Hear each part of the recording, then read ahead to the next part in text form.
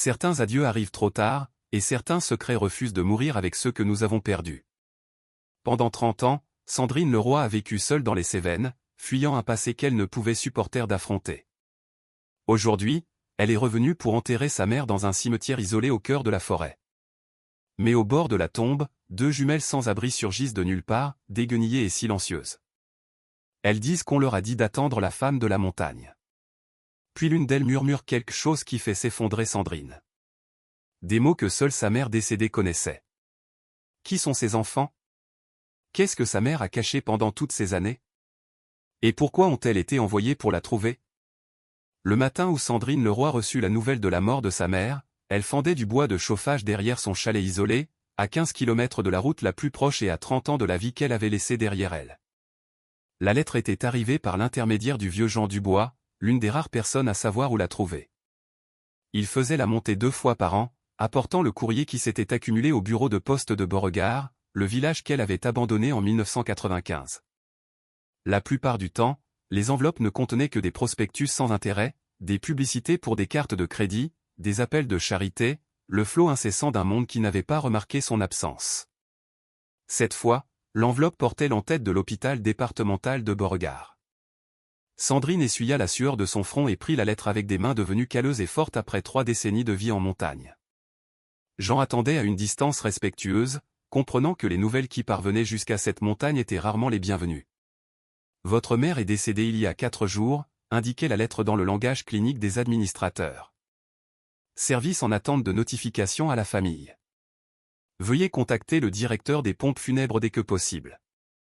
Elle l'a lu 2 fois, debout sous le soleil matinal, des copeaux de bois accrochés à sa chemise en flanelle. Sa mère, une femme à qui elle n'avait pas parlé depuis 30 ans, une femme dont elle pouvait à peine se souvenir du visage, usée par le temps et un oubli délibéré. De mauvaises nouvelles? Demanda tranquillement Jean. Ma mère est morte. Les mots semblaient étranges dans sa bouche, ni tristes ni soulagés. Juste factuel. Une autre pièce du passé qui se mettait à sa place définitive. Jean hocha lentement la tête. Il avait maintenant 70 ans et connaissait Sandrine depuis son arrivée dans ces montagnes, le regard fou, fuyant quelque chose qu'elle n'avait jamais nommé. Il avait respecté son silence à l'époque et le respectait maintenant. « Tu vas descendre ?» demanda-t-il. Sandrine regarda vers les sommets qui entouraient sa propriété, les crêtes familières qu'il avait abritées pendant la majeure partie de sa vie d'adulte. Ici, elle avait construit quelque chose de solide, une vie qu'elle s'était façonnée. En bas, dans les vallées et les villages, se trouvait tout ce qu'elle avait fui. « Je suppose que je dois le faire, dit-elle finalement.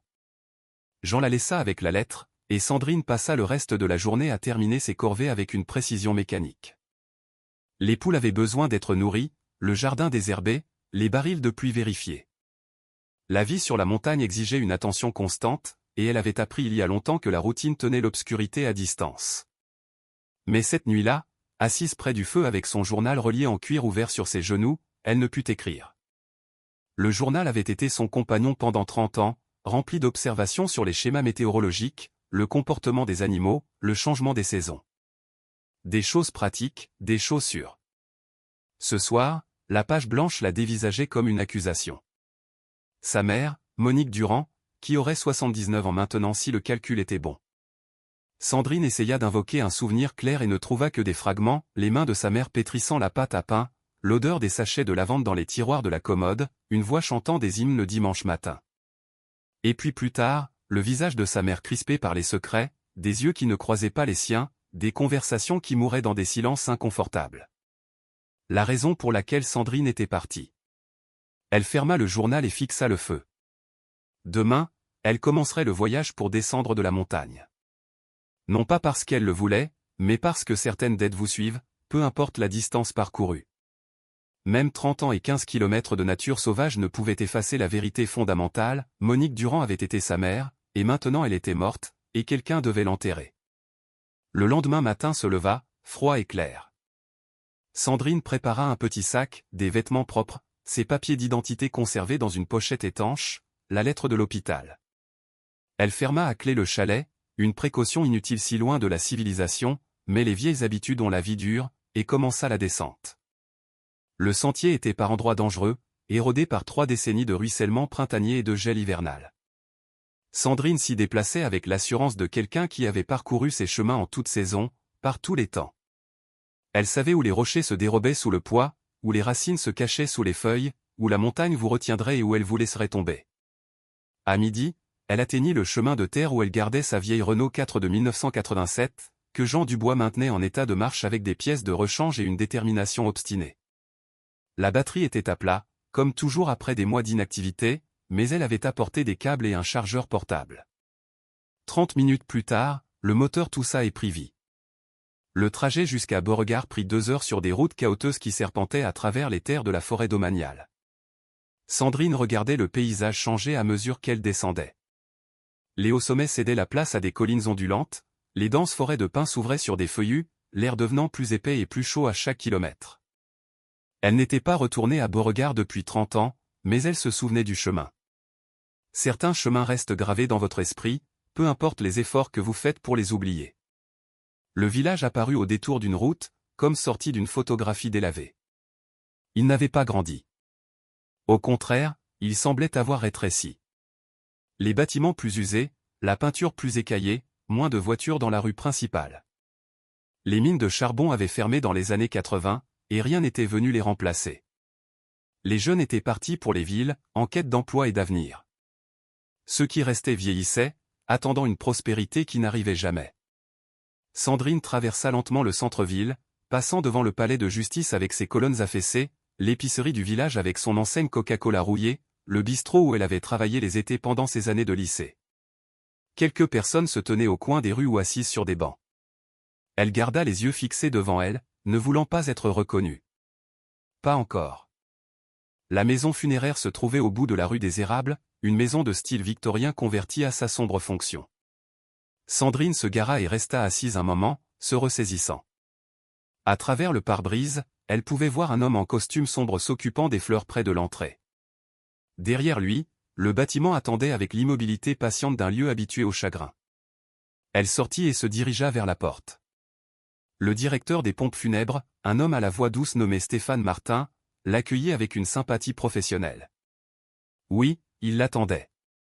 Oui, les arrangements étaient assez simples. Sa mère avait tout payé d'avance des années auparavant. Pas de service, juste une inhumation dans la concession familiale au cimetière du Pin Doré. Est-ce que demain matin serait acceptable? Sandrine accepta tout. Elle signa des papiers sans les lire attentivement, prit des décisions sans se soucier des détails. Le cercueil, le plus simple. Les fleurs, pas besoin. La pierre tombale, ce qui était standard. Stéphane l'observait avec une douce inquiétude. A-t-il quelqu'un que nous devrions prévenir? D'autres membres de la famille? Non, dit Sandrine. Il n'y a personne d'autre. Ce n'était pas tout à fait vrai, mais c'était suffisamment vrai. La famille qui avait existé s'était fracturée il y a longtemps, dispersée par les secrets, le silence et des choix qui ne pouvaient être annulés. Elle quitta la maison funéraire et se rendit au seul gîte étape en périphérie de Beauregard. Le réceptionniste, un jeune homme qui ne devait pas être né quand Sandrine était partie, la regarda à peine en traitant sa carte de crédit qu'elle utilisait rarement. Chambre 12, rez-de-chaussée donnant sur le parking. La chambre sentait le désinfectant et la vieille fumée de cigarettes masquée par un désodorisant. Sandrine s'assit sur le lit et sentit le poids de 30 ans s'abattre sur elle. Demain, elle enterrerait sa mère. Demain, elle fermerait ce dernier chapitre et retournerait à sa montagne, à la vie qu'elle s'était construite à partir de solitude et de détermination. Elle se dit que ce serait simple, propre.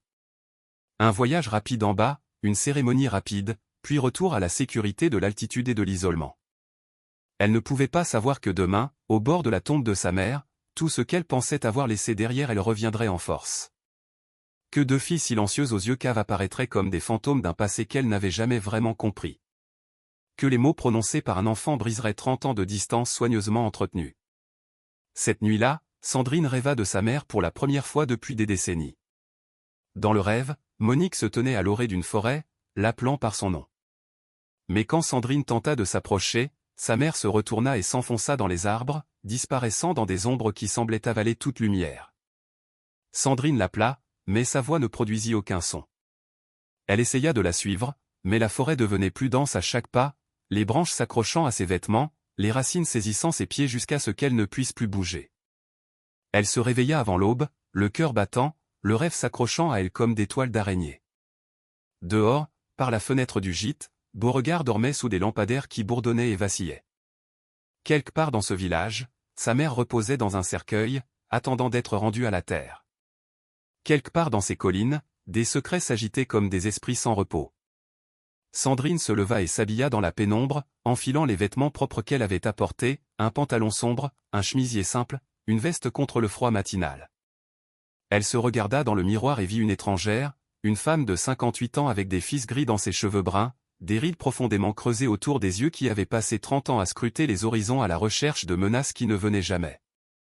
C'est ce qu'elle était devenue, une survivante, une ermite, une femme si complètement retirée du monde que la mort de sa propre mère lui semblait une nouvelle lointaine d'un pays étranger.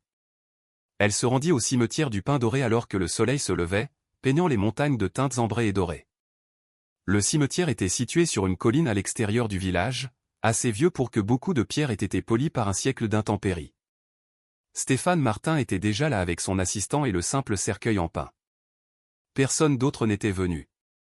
La concession familiale se trouvait dans un coin reculé, sous un chêne qui devait être ancien même quand Sandrine était jeune. Ses grands-parents étaient enterrés ici, des noms dont elle se souvenait à peine. Son père aussi, mort d'une crise cardiaque quand elle avait 12 ans.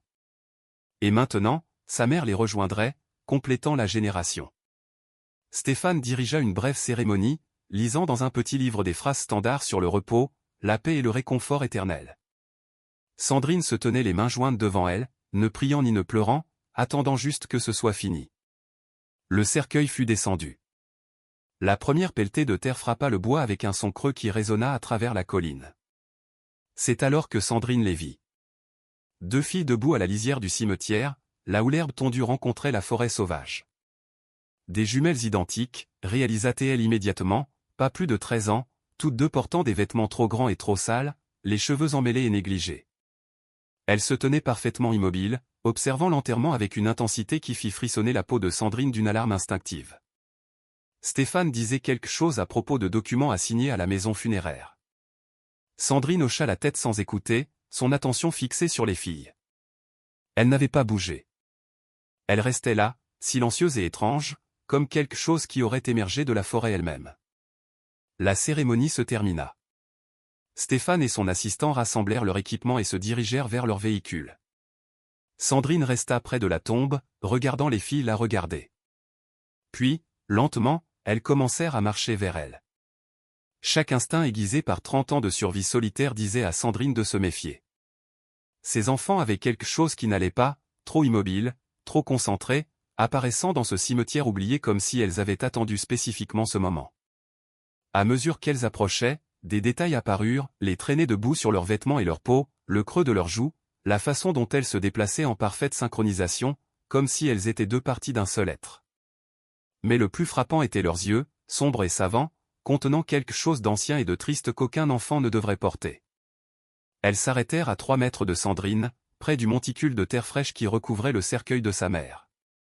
Pendant un long moment, personne ne parla. Les oiseaux du matin chantaient dans le chêne. Le vent soufflait dans l'herbe. Les montagnes se dressaient, témoins d'une rencontre qui semblait à la fois impossible et inévitable.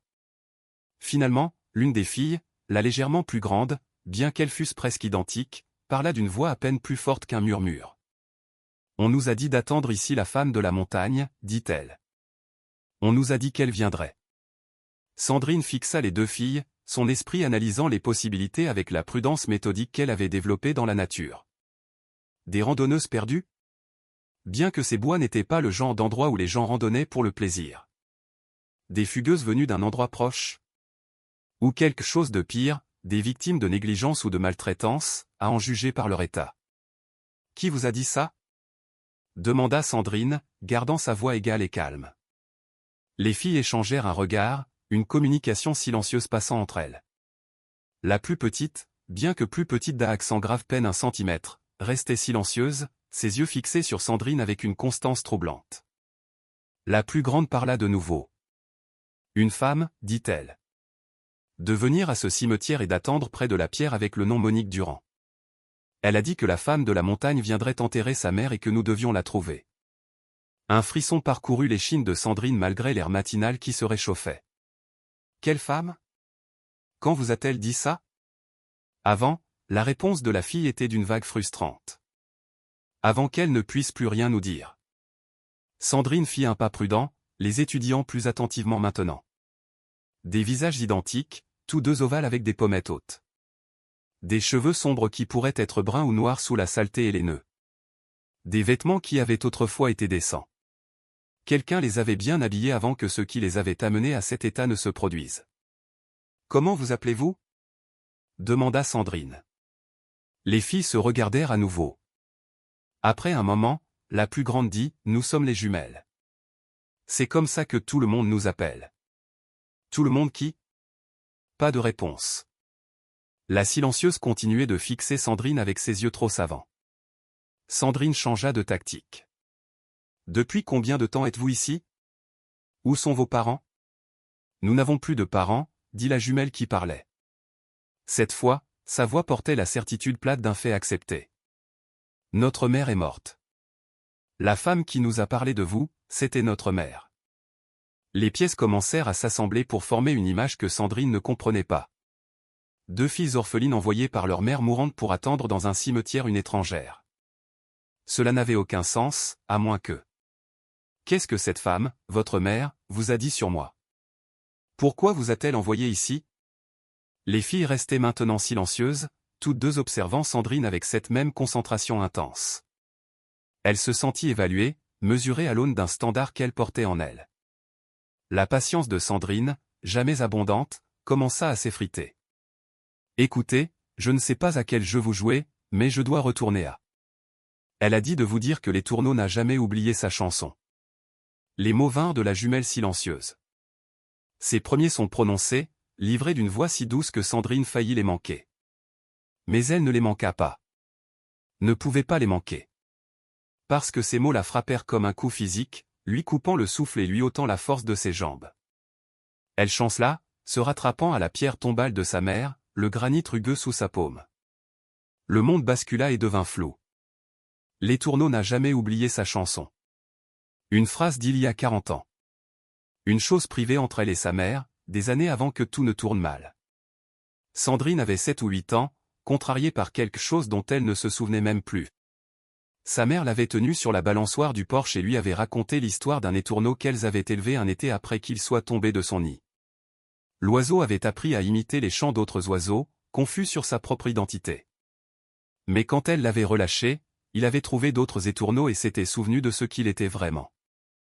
Même quand ils oublient pendant un moment, avait dit sa mère, les étourneaux se souviennent de leurs chansons. Tu te souviendras de la tienne aussi, Sandrine. Peu importe ce qui arrive, tu te souviendras de qui tu es vraiment. C'était devenu leur phrase secrète après cela, répétée dans les moments de doute ou de peur. La façon de sa mère de dire que l'identité survivait, que la vérité persistait, que ce qui était réel ne pouvait être effacé. Personne d'autre ne le savait. Personne. Sandrine ne l'avait jamais dit à personne, et sa mère. Comment connaissez-vous ces mots? La voix de Sandrine sortit dure, exigeante. Qui vous a dit de dire ça? Notre mère, répéta la jumelle qui parlait. Avant de mourir, elle nous l'a fait mémoriser. Elle a dit que c'était important. Elle a dit que vous comprendriez ce que ça voulait dire. L'esprit de Sandrine s'emballa. Sa mère devait l'avoir dit à quelqu'un. Mais Monique Durand était dans une maison de retraite avec une démence depuis 5 ans, selon la lettre de l'hôpital. Avant cela, elle avait vécu seule à Beauregard, isolée par les secrets qu'elle portait. À qui aurait-elle pu le dire? Et pourquoi la fille de cette personne enverrait-elle ses enfants ici maintenant? À moins que... Sandrine regarda les filles plus attentivement, cherchant sur leur visage quelque chose qu'elle aurait pu manquer. La forme des yeux, la ligne de la mâchoire, quelque chose de familier qu'elle n'arrivait pas tout à fait à placer. « Comment s'appelait votre mère » demanda-t-elle. Les jumelles échangèrent un autre regard. La plus grande répondit, Valérie. Valérie Petit. Petit. Le nom de famille. Mais Sandrine n'avait connaissance d'aucune Valérie dans l'arbre généalogique. Son père avait été fils unique. Sa mère avait une sœur qui, Qui avait disparu? Le souvenir revint lentement, dragué de décennies d'oubli délibéré. La sœur cadette de sa mère, Marie. Il y avait eu des chuchotements à son sujet quand Sandrine était jeune, des fragments de conversations d'adultes non destinés aux oreilles des enfants. Marie Leclerc s'était enfuie à 19 ans, et la famille n'avait plus jamais parlé d'elle. Le grand-père de Sandrine avait interdit que son nom soit mentionné en sa présence. Marie aurait-elle pu avoir une fille? Cette fille aurait-elle pu s'appeler Valérie? Le soleil du matin grimpait plus haut, réchauffant le cimetière. Les oiseaux chantaient dans les arbres. Le monde ordinaire continuait autour d'eux pendant que Sandrine se tenait figée, son isolement soigneusement construit se fissurant comme de la glace sous le dégel printanier. « Où logiez-vous » demanda-t-elle finalement. « Depuis combien de temps êtes-vous ici, dans les bois ?» La jumelle qui parlait dit « Nous attendons depuis 3 semaines. Notre mère a dit que vous viendriez éventuellement, que vous devriez venir quand votre mère mourrait. » 3 semaines. Ses enfants avaient vécu dans la forêt pendant 3 semaines, l'attendant. La pensée donna la nausée à Sandrine. Elle baissa les yeux sur la tombe de sa mère, sur la terre fraîchement retournée qui couvrait 30 ans de secrets. Qu'avait su Monique Durand? Quelle connexion avait-elle maintenue en silence, même alors que la démence lui volait ses autres souvenirs? Et quel genre de femme envoie 2 jeunes filles seules dans la nature pour attendre dans un cimetière une étrangère? Une femme désespérée, réalisa Sandrine, une femme sans autres options. Les jumelles attendaient patiemment sa décision. Elle semblait habituée à attendre, au silence, à l'incertitude. C'était là, dans leur façon de se tenir, dans l'acceptation tranquille sur leur visage. C'étaient des enfants qui avaient appris à ne pas attendre grand-chose du monde. Le premier instinct de Sandrine fut de s'éloigner, d'appeler les services sociaux, de signaler des enfants abandonnés, de laisser le système s'en occuper. Elle n'avait aucune obligation envers ses filles, aucun lien au-delà d'un nom de famille partagé et d'une phrase impossible qu'elle n'aurait pas dû connaître. Mais 30 ans de solitude n'avaient pas complètement effacé son humanité. Elle les regarda, debout dans leurs vêtements tachés de boue, trop maigres et trop fatigués, et vit ce qu'elles étaient sous le mystère, des enfants effrayés sans nulle part où aller. Et elle connaissait les mots de sa mère. D'une manière ou d'une autre, impossiblement, elle portait un morceau du passé que Sandrine pensait avoir laissé enterrer. « Avez-vous mangé » demanda-t-elle. Les filles secouèrent la tête à l'unisson. Sandrine soupira, sentant le poids d'une décision qu'elle ne voulait pas prendre, mais qu'elle ne pouvait éviter. « Je dois vous emmener en ville, à la gendarmerie locale. Ils sauront quoi faire, comment trouver vos proches ou... » Non. La force dans la voix de la jumelle qui parlait surprit Sandrine. Elle a dit de ne pas faire confiance aux gendarmes. Elle a dit qu'il est l'un d'eux. L'un de qui? L'expression de la fille se ferma, excluant Sandrine. Nous ne pouvons pas vous le dire encore. Nous devions attendre que vous nous emmeniez en lieu sûr. Cela se compliquait de minute en minute. Des couches de mystère s'empilant sur le mystère. Sandrine sentit l'envie familière de se retirer, de retourner sur sa montagne, où la vie avait un sens et où des étrangers n'apparaissaient pas avec des connaissances impossibles et des avertissements critiques. Mais elle ne pouvait pas les laisser ici. Quoi qu'il en soit, ses enfants avaient besoin d'aide. D'accord, dit lentement Sandrine. Voici ce qui va se passer. Je vous emmène chercher de la nourriture et des vêtements propres. Ensuite, nous allons à la maison de ma mère. Elle est vide maintenant, à la périphérie du village. Vous pourrez vous y reposer pendant que je réfléchis à la suite. Mais je veux des réponses. Des vrais. Compris? Les jumelles hochèrent la tête ensemble. Synchronisation parfaite à nouveau. Et vous allez me dire vos vrais noms, ajouta Sandrine. Pas les jumelles. Vos noms réels. Les filles se regardèrent une fois de plus. Un débat silencieux sembla avoir lieu. Finalement, la jumelle qui parlait dit, elle nous a dit de ne pas utiliser nos noms.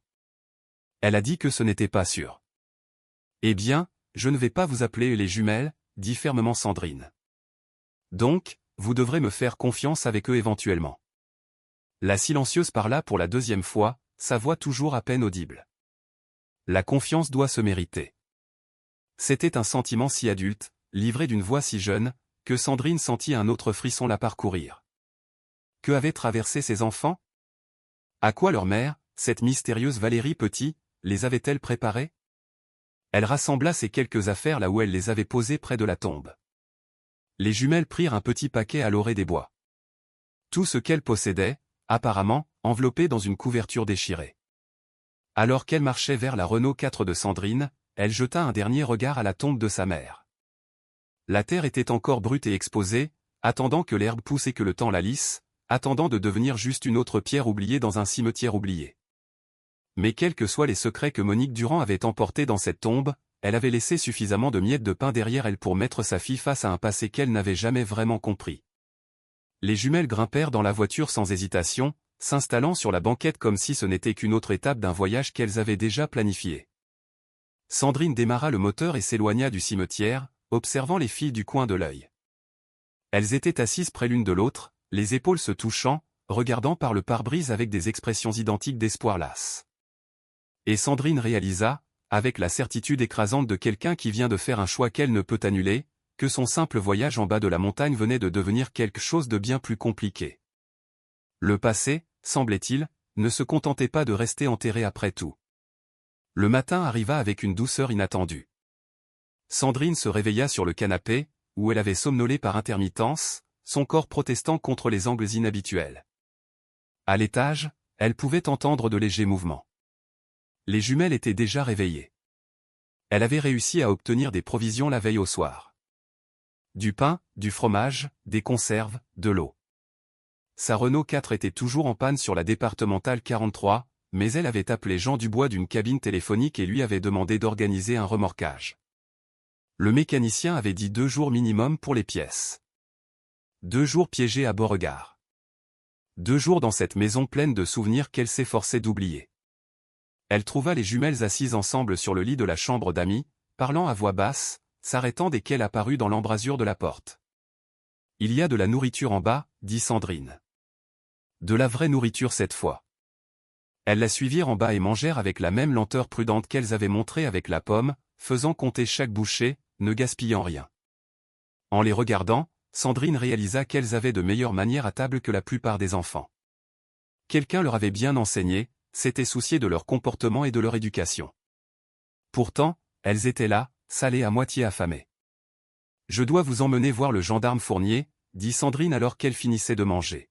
« Je sais que votre mère a dit de ne pas lui faire confiance, mais je ne peux pas garder 2 enfants sans prévenir personne. Si vous êtes porté disparu quelque part. » « Nous ne le sommes pas, » interrompit la jumelle qui parlait. « Personne ne nous cherche. Personne ne sait même que nous existons. » Cette déclaration flotta dans l'air, lourde de conséquences. « Tout le monde existe, » dit Sandrine prudemment.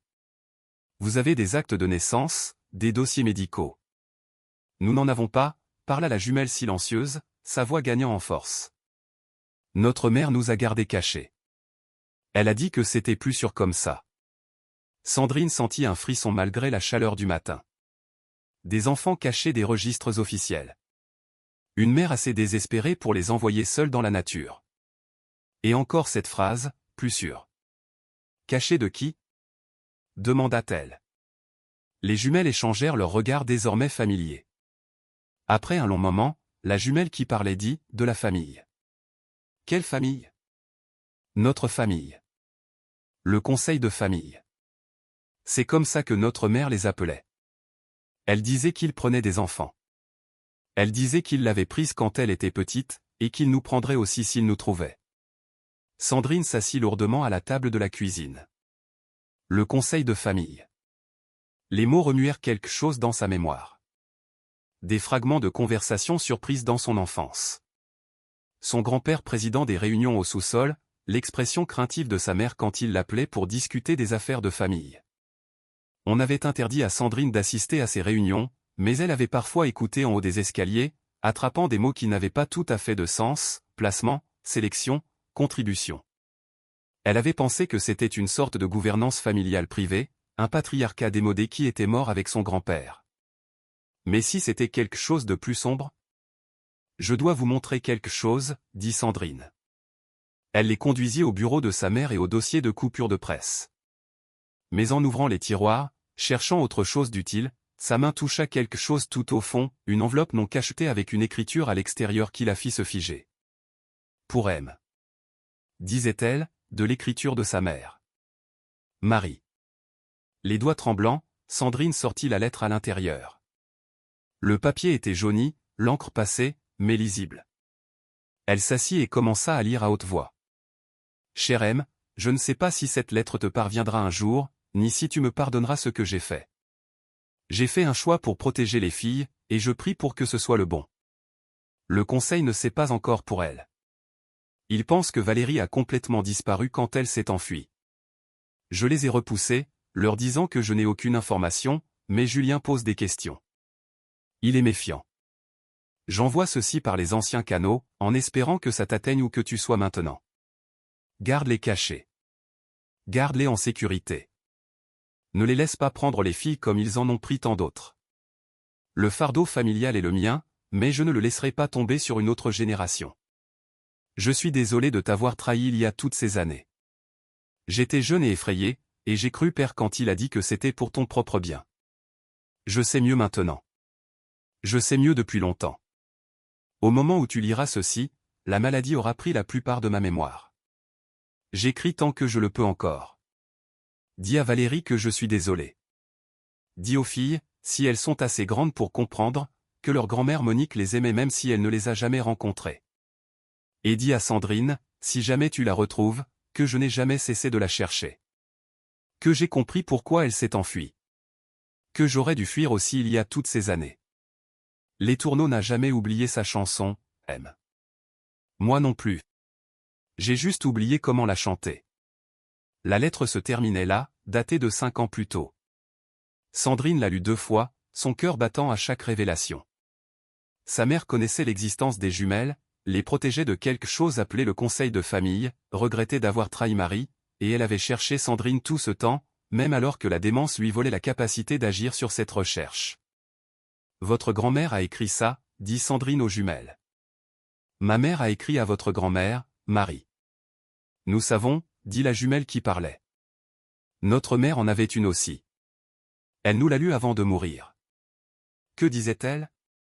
Que s'il lui arrivait quelque chose, nous devions vous trouver. Que vous étiez la seule à avoir échappé au conseil. Que vous comprendriez, et que peut-être vous nous protégeriez comme vous n'aviez pas pu vous protéger à l'époque. La bouche de Sandrine devint sèche. Qu'est-ce que ça veut dire? Qu'est-ce qui s'est passé à l'époque? Les jumelles la regardèrent avec quelque chose qui approchait de la pitié dans leurs jeunes yeux. La silencieuse dit doucement, vous ne vous en souvenez vraiment pas, n'est-ce pas? De ce qu'ils vous ont pris? Dites-moi. Mais avant qu'elle ne puisse répondre, le son d'un véhicule approchant coupa l'air du matin. Sandrine se dirigea vers la fenêtre et regarda l'allée envahie par la végétation. Un véhicule de la gendarmerie se garait devant la maison.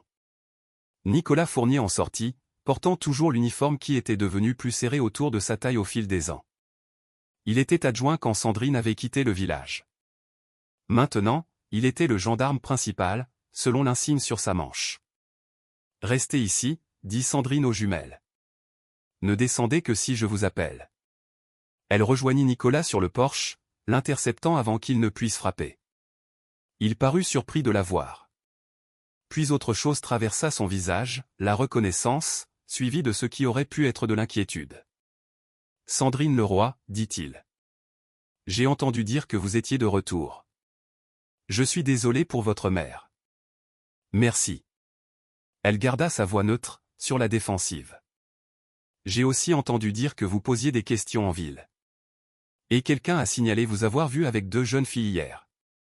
Il marqua une pause, l'observant attentivement. Ça vous dérange si je vous pose des questions à ce sujet? Ce sont des parentes, dit Sandrine. Éloignées. Elles avaient besoin d'un endroit où rester. Des parentes. L'expression de Nicolas resta professionnellement agréable, mais ses yeux étaient devenus vifs. Ces parentes ont-elles des noms? Des âges? Des papiers d'identité? Elles restent temporairement pendant que je règle la succession de ma mère. Sandrine, la voix de Nicolas baissa. Si vous avez trouvé quelque chose, ou quelqu'un, qui est lié à l'ancien temps, vous devez me le dire. Pour votre propre sécurité. L'avertissement était clair dans son ton. L'ancien temps. Il savait quelque chose sur ce qui s'était passé il y a 30 ans. Sur la raison de sa fuite. Je ne vois pas de quoi vous parlez, dit Sandrine. Nicolas jeta un coup d'œil derrière elle vers la maison, et Sandrine le vit remarquer quelque chose, une petite main se retirant de la fenêtre de l'étage. L'une des jumelles avait regardé. Son visage se durcit. Ces filles sont en danger. Et vous aussi, si vous les protégez. De qui? De gens qui n'aiment pas qu'on remue les choses. De l'histoire qui devrait rester enterrée. Il la regarda droit dans les yeux. Des mêmes choses qui vous ont fait fuir il y a toutes ces années. Avant que Sandrine ne puisse répondre, la radio de Nicolas crépita. Une voix parla rapidement, rapportant quelque chose qui le fit se tendre. Il accusa réception de l'appel et se retourna vers Sandrine. Je dois y aller. Mais écoutez-moi attentivement. Si vous avez trouvé des enfants liés à la famille, en particulier par la lignée de Marie, il y a des gens qui veulent le savoir. Des gens qui ne seront pas aussi doux que moi. Mon conseil, prenez ces filles et disparaissez de nouveau sur votre montagne. Ne posez pas de questions. Ne cherchez pas de réponses. Partez. Il retourna à son véhicule, laissant Sandrine sur le porche avec plus de questions qu'au départ. Alors qu'il s'éloignait, elle remarqua qu'il ne retournait pas vers le village. Il prit une route secondaire qui s'enfonçait plus profondément dans le département. Elle rentra et trouva les deux jumelles debout en haut des escaliers. Il est l'un d'eux, dit la jumelle qui parlait. Le conseil. Notre mère nous avait prévenus à son sujet spécifiquement. Mais il vient de me dire de fuir, dit Sandrine. S'il fait partie de tout ça, pourquoi m'avertirait-il? La jumelle silencieuse descendit lentement les escaliers, son expression plus âgée que son âge. Parce que parfois, les gens qui font de mauvaises choses se convainquent qu'ils ont de bonnes raisons. Parfois, ils essaient de protéger des individus tout en servant le système. C'était une observation remarquablement sophistiquée pour quelqu'un de si jeune. Mais Sandrine commençait à comprendre que ses enfants avaient été forcés de grandir plus vite que quiconque ne le devrait.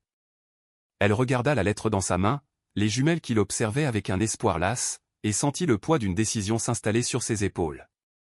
Elle pouvait faire ce que Nicolas suggérait, prendre les filles, retourner à sa montagne, les cacher de la menace qui les poursuivait. Ce serait le choix sûr, le choix isolé, le choix qu'elle avait fait il y a 30 ans en fuyant plutôt qu'en se battant. Où elle pouvait rester. Elle pouvait creuser ses mystères.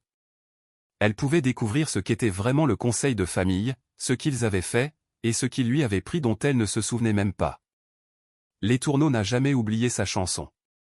C'est ce que sa mère avait écrit. Peut-être était-il temps pour Sandrine de se souvenir de la sienne. Le service des archives départementales occupait le sous-sol du palais de justice, un labyrinthe de classeurs et de registres poussiéreux entretenu par Josette Moreau, qui occupait ce poste depuis plus longtemps que la plupart des habitants ne pouvaient s'en souvenir. Sandrine emmena les jumelles avec elle, les gardant près d'elle, leurs mains serrant les siennes alors qu'elle descendait les marches de pierre usée.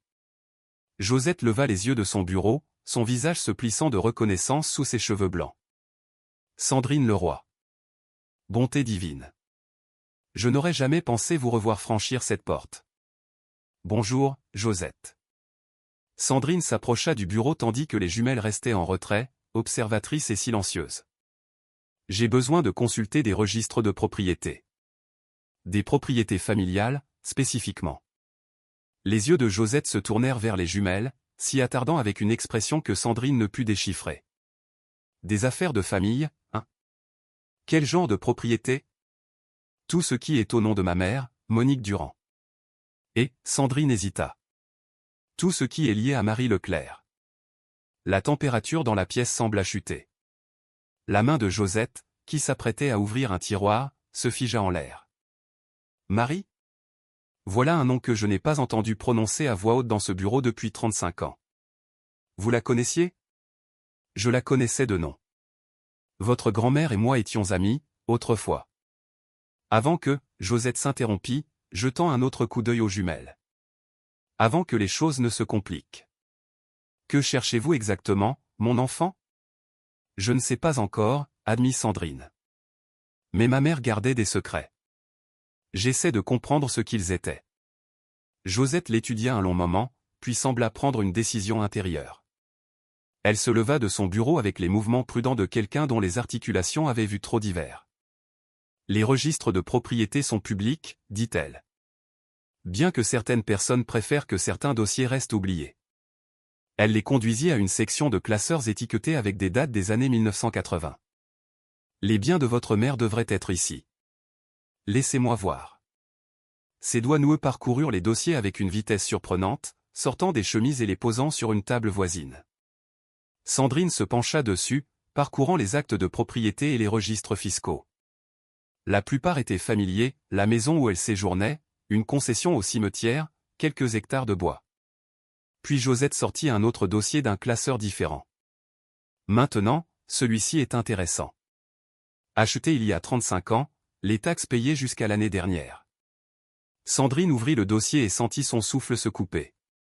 Un acte de propriété pour 16 hectares dans la partie nord reculée du département, acheté par Monique Durand en 1990.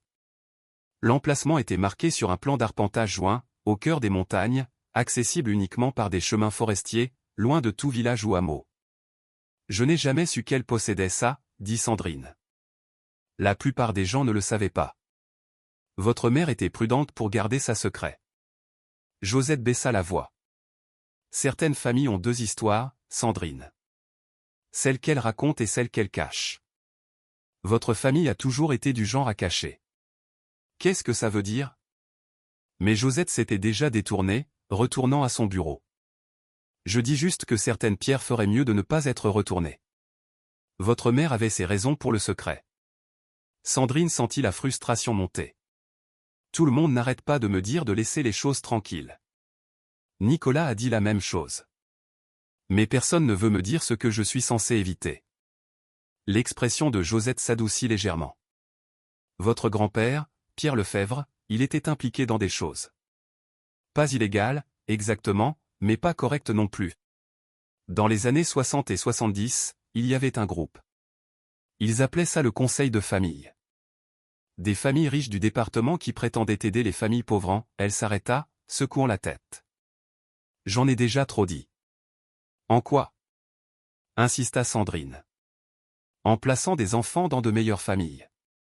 C'est comme ça qu'ils appelaient ça. Une adoption sans la paperasse légale. Sans la surveillance.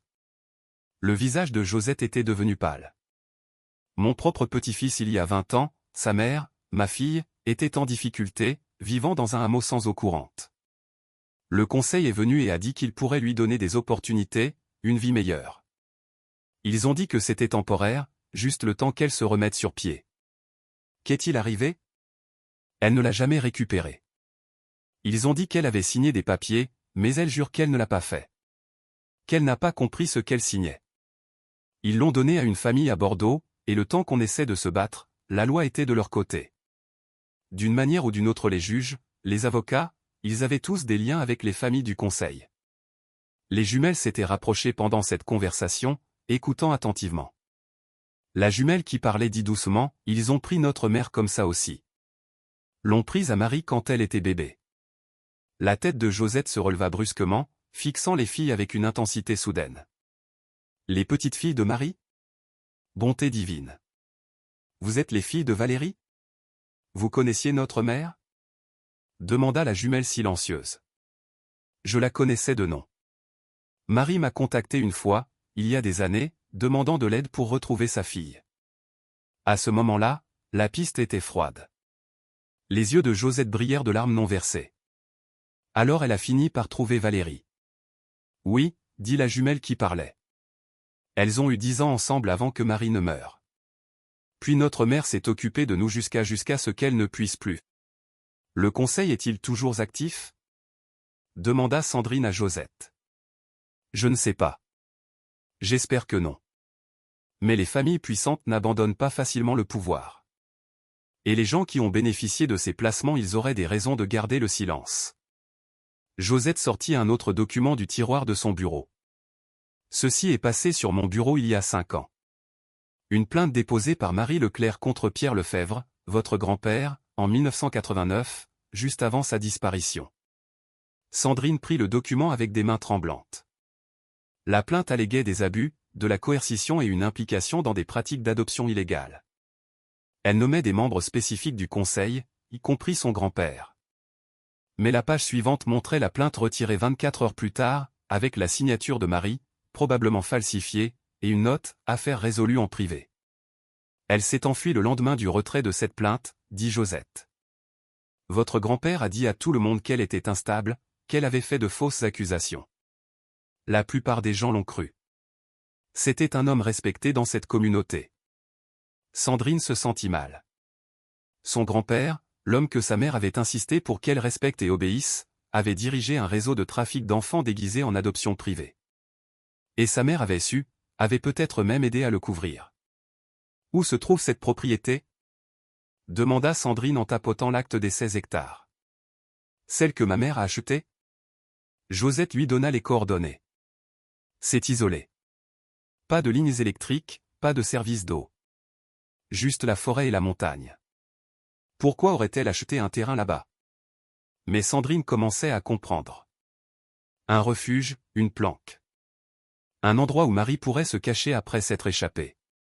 Où Valérie pourrait vivre en dehors du système. Où des enfants pourraient exister sans apparaître dans les registres officiels. Sa mère, qui avait été complice des crimes de son père, avait tenté de se racheter en créant un sanctuaire pour les victimes. Nous devons y aller, dit Sandrine. C'est 3 heures de route sur de mauvaises routes, avertit Josette. Et si le conseil surveille toujours? Qu'il surveille. Sandrine sentit quelque chose se durcir en elle.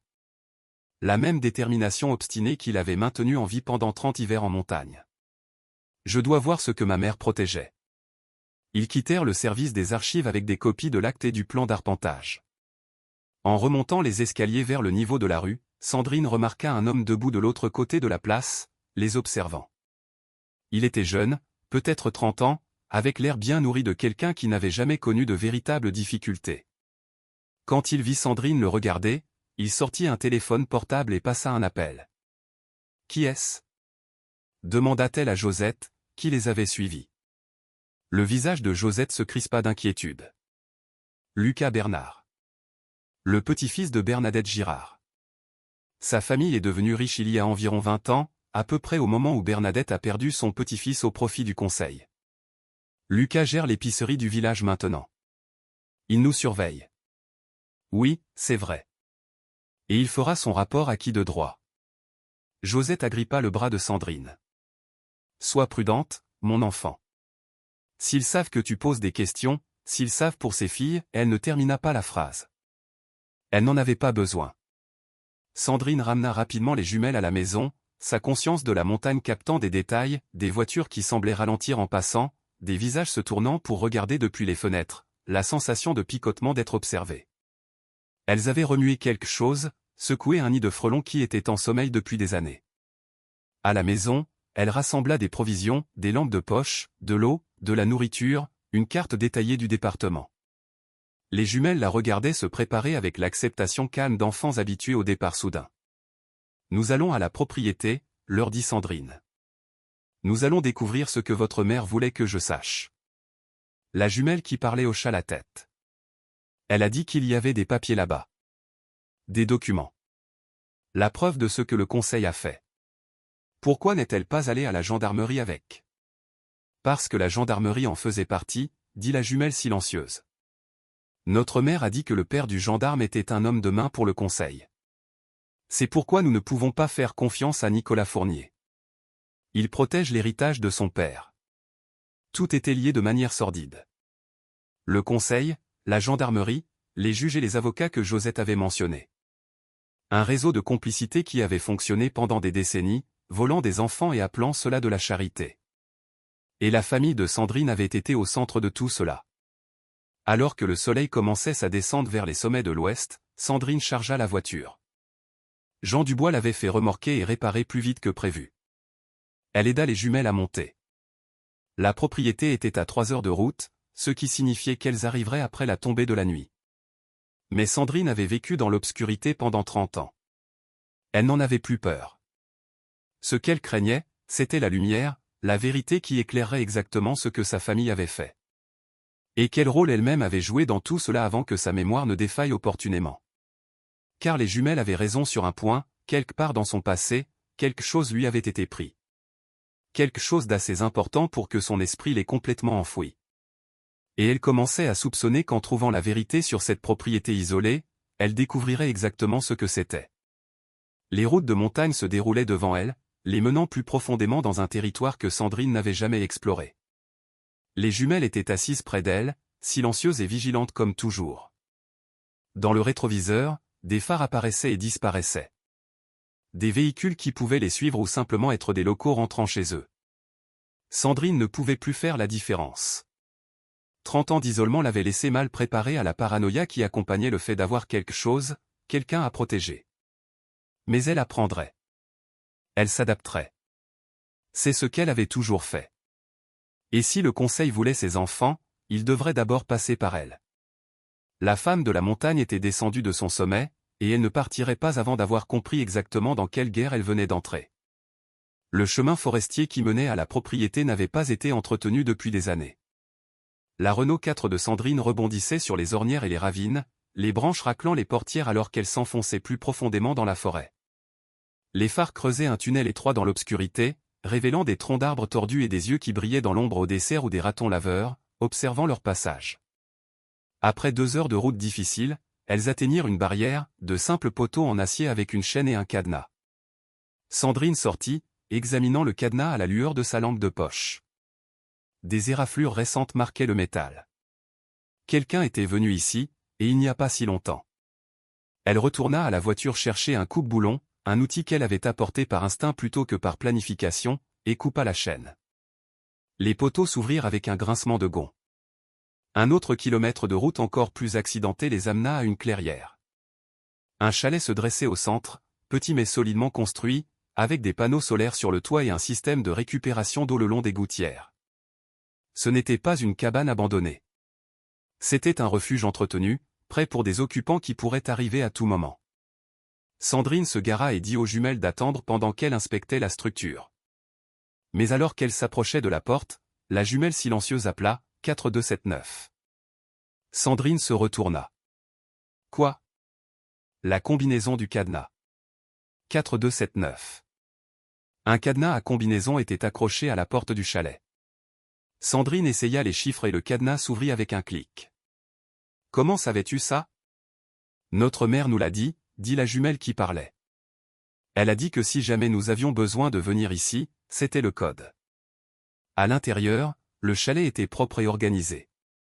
Une seule pièce avec un lit, une table, des chaises et des étagères garnies de provisions. Un poêle à bois pour la chaleur, des lanternes pour la lumière. Tout le nécessaire pour la survie, mais rien de superflu. Et sur la table, enfermés dans un petit coffre-fort, se trouvait leur destination. La combinaison est la même, dit la jumelle silencieuse depuis le seuil. Sandrine composa les chiffres et ouvrit le coffre. À l'intérieur se trouvait une sacoche en cuir, craquelée par l'âge, mais soigneusement conservée. Elle la sortit et étala son contenu sur la table. Des documents, des dizaines. Des actes de naissance avec des altérations visibles à la lumière de la lanterne. Des papiers légaux avec des signatures falsifiées. Un registre listant des noms, des dates et des montants en francs. Des paiements effectués pour des enfants placés dans des familles. Les mains de Sandrine tremblaient alors qu'elle les parcourait. C'était la preuve de tout ce que Josette avait laissé entendre. Un trafic systématique d'enfants de familles pauvres vers des familles riches, le tout déguisé en adoption privée. Le conseil avait fonctionné comme une entreprise, avec son grand-père comme l'un des membres fondateurs. Mais plus profondément dans la sacoche, elle trouva quelque chose qui lui glaça le sang. Des actes de naissance pour des jumelles, datés d'il y a 13 ans. Nom expurgé. Mère, Valérie Petit. Père inconnu. Les actes portaient des notes, sélectionnées pour placement. Placement séparé recommandé pour une intégration optimale. Ils avaient prévu de séparer les jumelles, de les donner à des familles différentes, effaçant leur lien l'une avec l'autre et avec leur mère. Notre mère s'est battue contre eux, dit doucement la jumelle qui parlait. Elle était venue se tenir à côté de Sandrine, regardant les documents avec des yeux anciens dans un jeune visage. Elle a refusé de les laisser nous prendre. C'est laquelle s'est enfuie. Comment a-t-elle réussi à vous cacher pendant 13 ans? Marie a aidé au début. Puis, après la mort de Marie, notre mère n'a cessé de déménager. Une nouvelle ville tous les quelques mois, payant toujours en espèces, ne nous inscrivant jamais à l'école, nous instruisant elle-même avec des livres.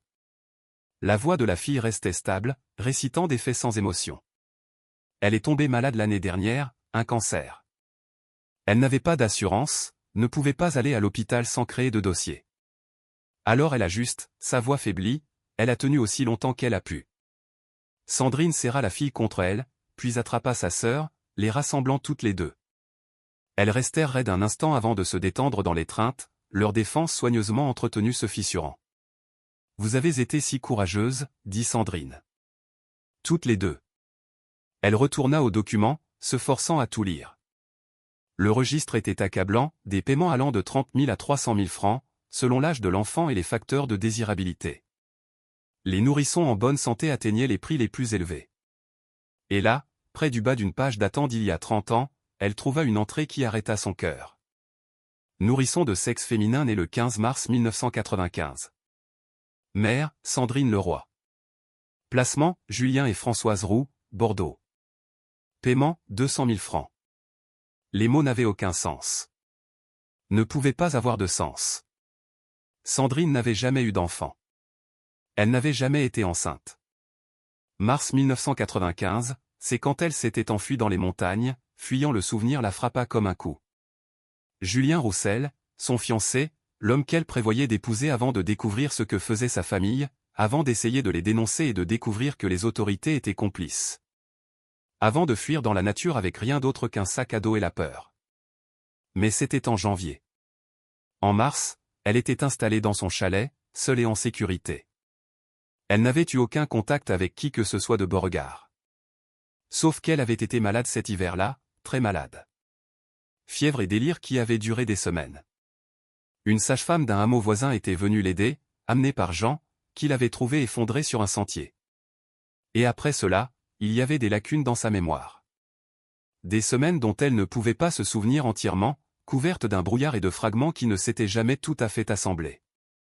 Non, murmura Sandrine. Ce n'est pas possible. Mais son corps savait ce que son esprit avait refusé d'accepter, la cicatrice sur son abdomen qu'elle avait toujours attribuée à une chute, le vide étrange qui l'avait hanté pendant 30 ans, un chagrin qu'elle ne pouvait nommer, la façon dont elle se réveillait parfois de rêves où elle tenait quelque chose de précieux qui disparaissait au moment où elle ouvrait les yeux. Elle était enceinte quand elle s'est enfuie, avait accouché dans ce chalet de montagne, et ils avaient pris son bébé alors qu'elle était trop malade pour les en empêcher. Les jumelles la regardaient avec pitié. « Vous ne saviez pas » dit doucement la jumelle qui parlait. « Votre mère en a parlé dans la lettre à Marie. Elle a dit qu'il vous avait dit que le bébé était mort. » Sandrine ne pouvait plus respirer. Les murs du chalet se refermaient sur elle. 30 ans. Elle avait perdu 30 ans avec un enfant dont elle n'avait jamais su l'existence. Qui réussit-elle à demander? Qui l'a prise? Julien Roussel a arrangé ça, dit la jumelle silencieuse. D'après les documents, il a payé la sage-femme pour mentir. Il vous a dit que le bébé était mort-né, puis l'a placé avec son cousin et la femme de son cousin à Bordeaux. Bordeaux. Les Roux. Sandrine les avait rencontrés une fois lors d'une réunion de famille. Riche, respectable, incapable d'avoir des enfants. Comment, la voix de Sandrine se brisa. Comment s'appelait-elle? Comment ont-ils appelé ma fille? Les jumelles se regardèrent, puis se retournèrent vers elle. La jumelle qui parlait dit doucement, Léa. Léa Dubois. Et selon les informations les plus récentes dans ses dossiers, elle a 30 ans maintenant. Elle vit à Beauregard. Beauregard. C'est une adjointe aux gendarmes, ajouta la jumelle silencieuse. Elle travaille pour Nicolas Fournier. L'ironie était sauvage. La fille volée de Sandrine était retournée dans le village où elle était née, travaillant pour le fils d'un homme qui avait aidé à diriger le conseil qui l'avait trafiqué. Et elle n'en avait aucune idée. Sandrine se détourna des jumelles, titubant jusqu'à la porte du chalet et sortant dans l'air nocturne. La forêt l'entourait, sombre et indifférente. Quelque part dans les branches, une chouette ulula. Le vent soufflait dans les aiguilles de pin avec un son de secret murmuré. Elle avait passé 30 ans seule sur une montagne, croyant se protéger d'un monde corrompu. Mais le monde lui avait déjà pris la chose la plus précieuse avant même qu'elle ne sache qu'elle existait. Sa mère avait su. C'est ce que la lettre signifiait. Monique Durand avait su pour le bébé, avait peut-être même essayé de l'empêcher, puis avait porté ce savoir en silence pendant 30 ans, pendant que Sandrine la détestait pour des péchés qu'elle ne comprenait pas entièrement. Des pas derrière elle. Les jumelles, debout près d'elle. Il y a plus, dit la jumelle qui parlait, dans les documents. Léa ne sait pas qu'elle a été enlevée. Les Roux ne le lui ont jamais dit. Ils l'ont élevée en croyant qu'elle était légalement adoptée. C'est elle pour le conseil? Nous ne pensons pas. Elle semble être, la jumelle silencieuse fit une pause, choisissant ses mots avec soin, une personne honnête. Les notes de notre mère suggèrent qu'elle a rejoint la gendarmerie pour aider les gens. Elle ne sait pas que toute sa vie est construite sur des mensonges. Sandrine se retourna vers elle. Pourquoi votre mère vous a-t-elle dit tout ça? Pourquoi vous envoyez à moi avec ces informations? Parce que vous êtes la seule à vous être échappée, dit la jumelle qui parlait. Vous avez échappé à Julien Roussel. Vous avez survécu en dehors du contrôle du conseil. Notre mère pensait, elle hésita, elle pensait que vous seriez assez forte pour les faire tomber. Pour exposer ce qu'ils ont fait. Et si cela arrive, toute la vie de ma fille est détruite, dit Sandrine amèrement. Elle découvre que ses parents l'ont volée. Que l'homme pour qui elle travaille protège un réseau de trafic. Que tout ce qu'elle croyait sur son identité était un mensonge. Oui, reconnut la jumelle silencieuse. Mais elle apprendrait aussi la vérité. Et peut-être que la vérité est plus importante que des mensonges confortables. C'était une sagesse dure pour un enfant. Mais ce n'étaient pas des enfants ordinaires. Elles avaient été forgées dans le même feu qui avait façonné Sandrine, la perte, la trahison, la survie contre des obstacles impossibles. Un son au loin, un moteur se rapprochant. Les instincts de montagnarde de Sandrine s'éveillèrent. Ils bougèrent rapidement. Sandrine rassembla les documents et les fourra dans la sacoche. Elle éteignit les lanternes, plongeant le chalet dans l'obscurité. À travers la fenêtre, elle pouvait voir des phares rebondir sur le chemin forestier qu'ils venaient d'emprunter. Quelqu'un les avait suivis, ou quelqu'un surveillait la propriété, attendant des visiteurs. 3 hommes sortirent d'une camionnette. Et même dans l'obscurité, Sandrine en reconnut un, Lucas Bernard, de l'épicerie du village. Celui qui les avait observés en ville.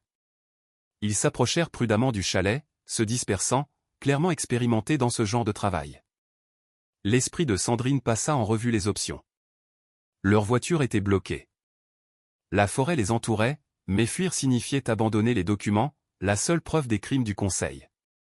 Derrière, murmura la jumelle silencieuse. Il y a un sentier.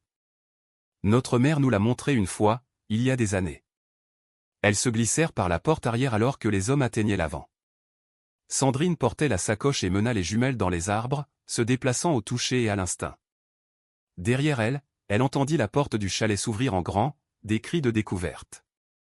Ils avaient au plus quelques minutes avant que les hommes n'organisent une recherche. Sandrine s'enfonça plus profondément dans la forêt, les jumelles suivant le rythme avec une endurance surprenante. Ces enfants avaient appris à courir. Elles avaient couru toute leur vie. Après 20 minutes de marche difficile, elles atteignirent le lit d'un ruisseau. Sandrine s'arrêta, écoutant. Pas encore de bruit de poursuite, mais cela ne signifiait pas qu'elles étaient en sécurité. Nous ne pouvons pas retourner à Beauregard, dit-elle.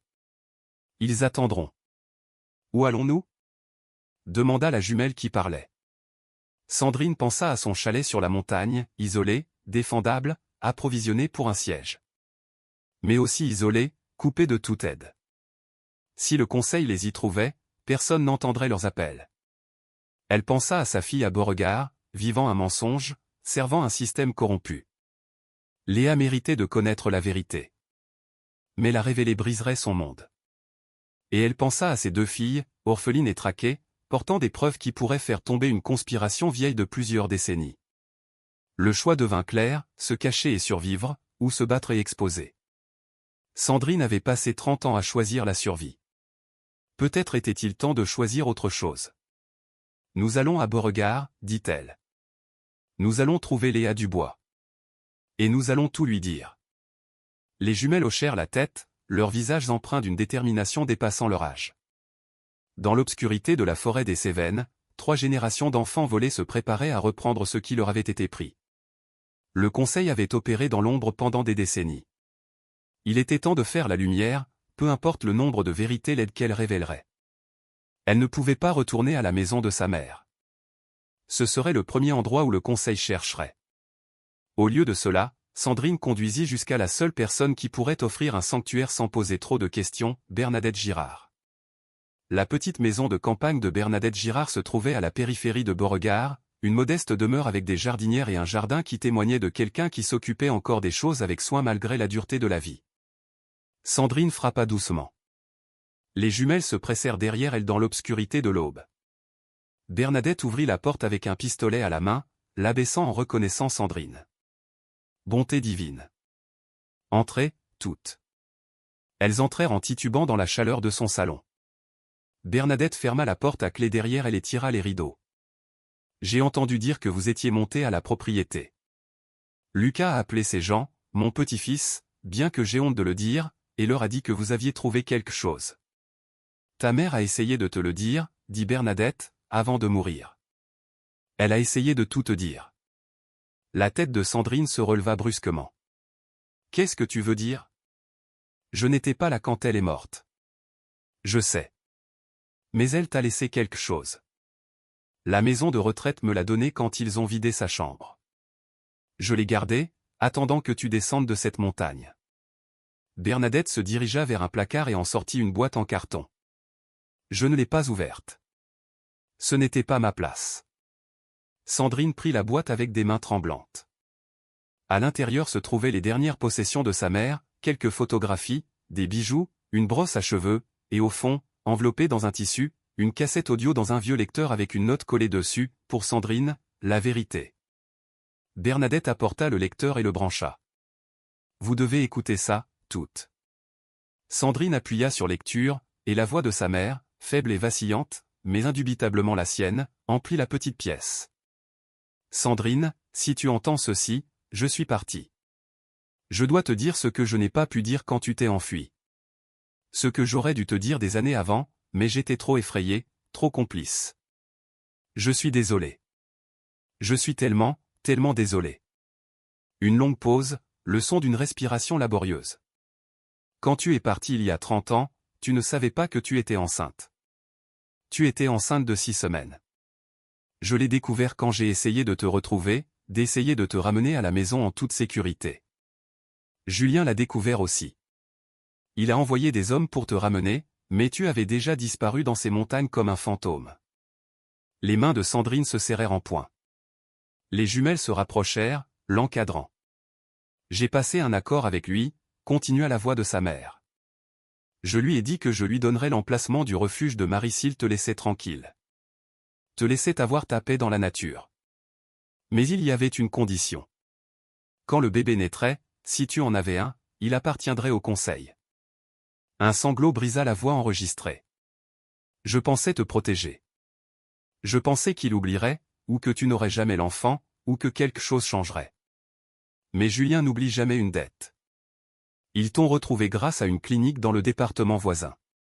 Tu y es allé une fois, malade et désespéré, avant d'apprendre à être complètement autonome. Ils ont suivi cette piste jusqu'à ta localisation générale. Puis ils ont attendu. Attendu la naissance. Tu as accouché en février 1995, dans ce chalet. C'était un accouchement difficile. Il y avait une sage-femme, Odette Lambert, la femme de Jean, bien que Jean n'ait jamais su qu'elle travaillait pour eux. Ils l'ont payé 50 000 francs pour les aider à prendre le bébé. La vision de Sandrine se brouilla de larmes. La femme de Jean, la femme qui avait été si gentille, si serviable. Un autre mensonge. Tu as eu une fille, Sandrine. 3,6 kg. Saine, parfaite. Mais il y a eu des complications. Tu as fait une hémorragie. Une infection s'est installée. Pendant 2 semaines, tu as déliré de fièvre, inconsciente la plupart du temps. Odette t'a dit, quand tu t'es finalement réveillé, que le bébé était mort. Qu'il l'avait enterré dans les bois pendant que tu étais malade. Tu l'as cru. Tu étais trop faible pour questionner. Et quand tu t'es rétabli, tu as complètement fermé cette partie de toi-même. Je pense, et les médecins avec qui j'ai parlé sont d'accord, que le traumatisme a poussé ton esprit à le bloquer. À oublier que tu avais même été enceinte. La voix fit une autre pause, plus longue cette fois. Julien a emmené ta fille chez son cousin à Bordeaux. Françoise et Julien Roux. Riches et respectables. Ils étaient sur la liste d'attente du conseil depuis des années. Ils l'ont appelée Léa. Ils l'ont élevée comme la leur. Et pour autant que je sache, ils l'aimaient. Mais elle t'a été volée, Sandrine. Prise pendant que tu étais sans défense. J'ai essayé de la récupérer. Dieu m'est témoin, j'ai essayé. Mais le temps que je découvre ce qui s'était passé, l'héros avait des papiers légaux, tous falsifiés, mais d'apparence officielle. Et Julien a menacé de te faire déclarer mentalement inapte si je faisais du bruit. Il a dit qu'il te ferait interner, enfermer, où tu ne pourrais plus jamais fuir. Alors, je suis restée silencieuse. J'ai suivi Léa grâce au réseau de Marie. Je l'ai vue grandir en photo. Elle te ressemblait, Sandrine. Les mêmes yeux, le même esprit féroce. Les roux, ils ne savaient pas qu'elle avait été volée. Julien leur a dit que c'était une adoption privée illégale. Ils pensaient faire tout correctement. Un long soupir tremblant. Léa est revenue à Beauregard il y a 3 ans. Elle a rejoint la gendarmerie, voulant aider les gens. Elle ne sait pas ce qu'est vraiment ce village, ce que la famille de son patron a fait, ce qu'elle protège en y travaillant. J'ai essayé de lui parler une fois. Je suis allé à son bureau, mais quand j'ai vu son visage, ton visage, adulte, je n'ai pas pu le faire. La démence commençait déjà. J'avais peur qu'elle pense que j'étais juste une vieille femme confuse. C'est pourquoi Valérie t'a envoyé les jumelles. Ce sont tes nièces, Sandrine, les petites filles de Marie. Mais plus que ça, ce sont des témoins. Elles ont vécu en dehors du système, comme toi. Elles comprennent ce que signifie être volées. Une autre pause, remplie du son de pleurs. Sandrine, ta fille est vivante. Elle a 30 ans maintenant. Elle travaille pour Nicolas Fournier, dont le père était un homme de main du conseil. Mais elle ne sait pas ce qu'ils sont. Elle est innocente dans tout ça. Si tu exposes le conseil, tu détruiras sa vie. Elle apprendra que ses parents l'ont volée, que l'homme pour qui elle travaille protège un réseau de trafic, que tout ce qu'elle croyait était un mensonge. Mais si tu ne les exposes pas, ils continueront à opérer. Ils prendront d'autres enfants. Les jumelles ne seront jamais en sécurité. Et Léa continuera à servir un système corrompu, sans jamais savoir qu'elle fait partie de la chose même qui l'a victimisée. Je ne peux pas te dire quoi faire. J'ai renoncé à ce droit quand j'ai échangé la sécurité de Marie contre la tienne, et que je vous ai perdues toutes les deux de toute façon. Mais je peux te dire ceci, Les Tourneaux n'a jamais oublié sa chanson. Moi non plus. J'ai juste oublié comment la chanter. Les preuves sont à la propriété. Marie les a collectées pendant des années, et Valérie en a ajouté. Tout ce dont tu as besoin pour les faire tomber. Utilise-les si tu as le courage que je n'ai jamais eu. Et dis à Léa, dis à ta fille, qu'elle était aimée. Que tu n'as jamais choisi de l'abandonner. Que tu n'as même jamais su qu'elle existait. Dis-lui que je suis désolé pour mon rôle dans tout ça. Dis-lui que parfois, de bonnes personnes font des choses terribles quand elles ont peur, et que la peur n'est jamais une excuse. Je t'aime, Sandrine. Je n'ai jamais cessé. Je n'ai jamais cessé de te chercher, espérant qu'un jour tu me pardonnerais. J'espère que tu trouveras la paix. Quoi que tu décides de faire. La bande siffla un instant de plus, puis s'arrêta avec un clic. Le silence emplit le salon de Bernadette. Sandrine resta assise, immobile, des larmes coulant sur son visage. 30 ans d'isolement, de chagrin qu'elle ne pouvait nommer, prenaient soudain un sens. Elle avait pleuré un enfant qu'elle pensait n'avoir jamais existé. Une perte si profonde que son esprit l'avait complètement cachée. J'ai une fille, murmura-t-elle. Tu as une fille, confirma doucement la jumelle qui parlait. Et nous pouvons t'emmener à elle. Bernadette parla depuis son fauteuil près de la fenêtre. Léa Dubois. Elle patrouille dans le nord du département. Une bonne agente, de l'avis de tous. Juste, honnête. Rien à voir avec la vieille garde. C'est elle pour le conseil? Je ne pense pas. Si elle le savait, elle ne travaillerait pas pour Nicolas. Bernadette fit une pause. Que allez-vous faire?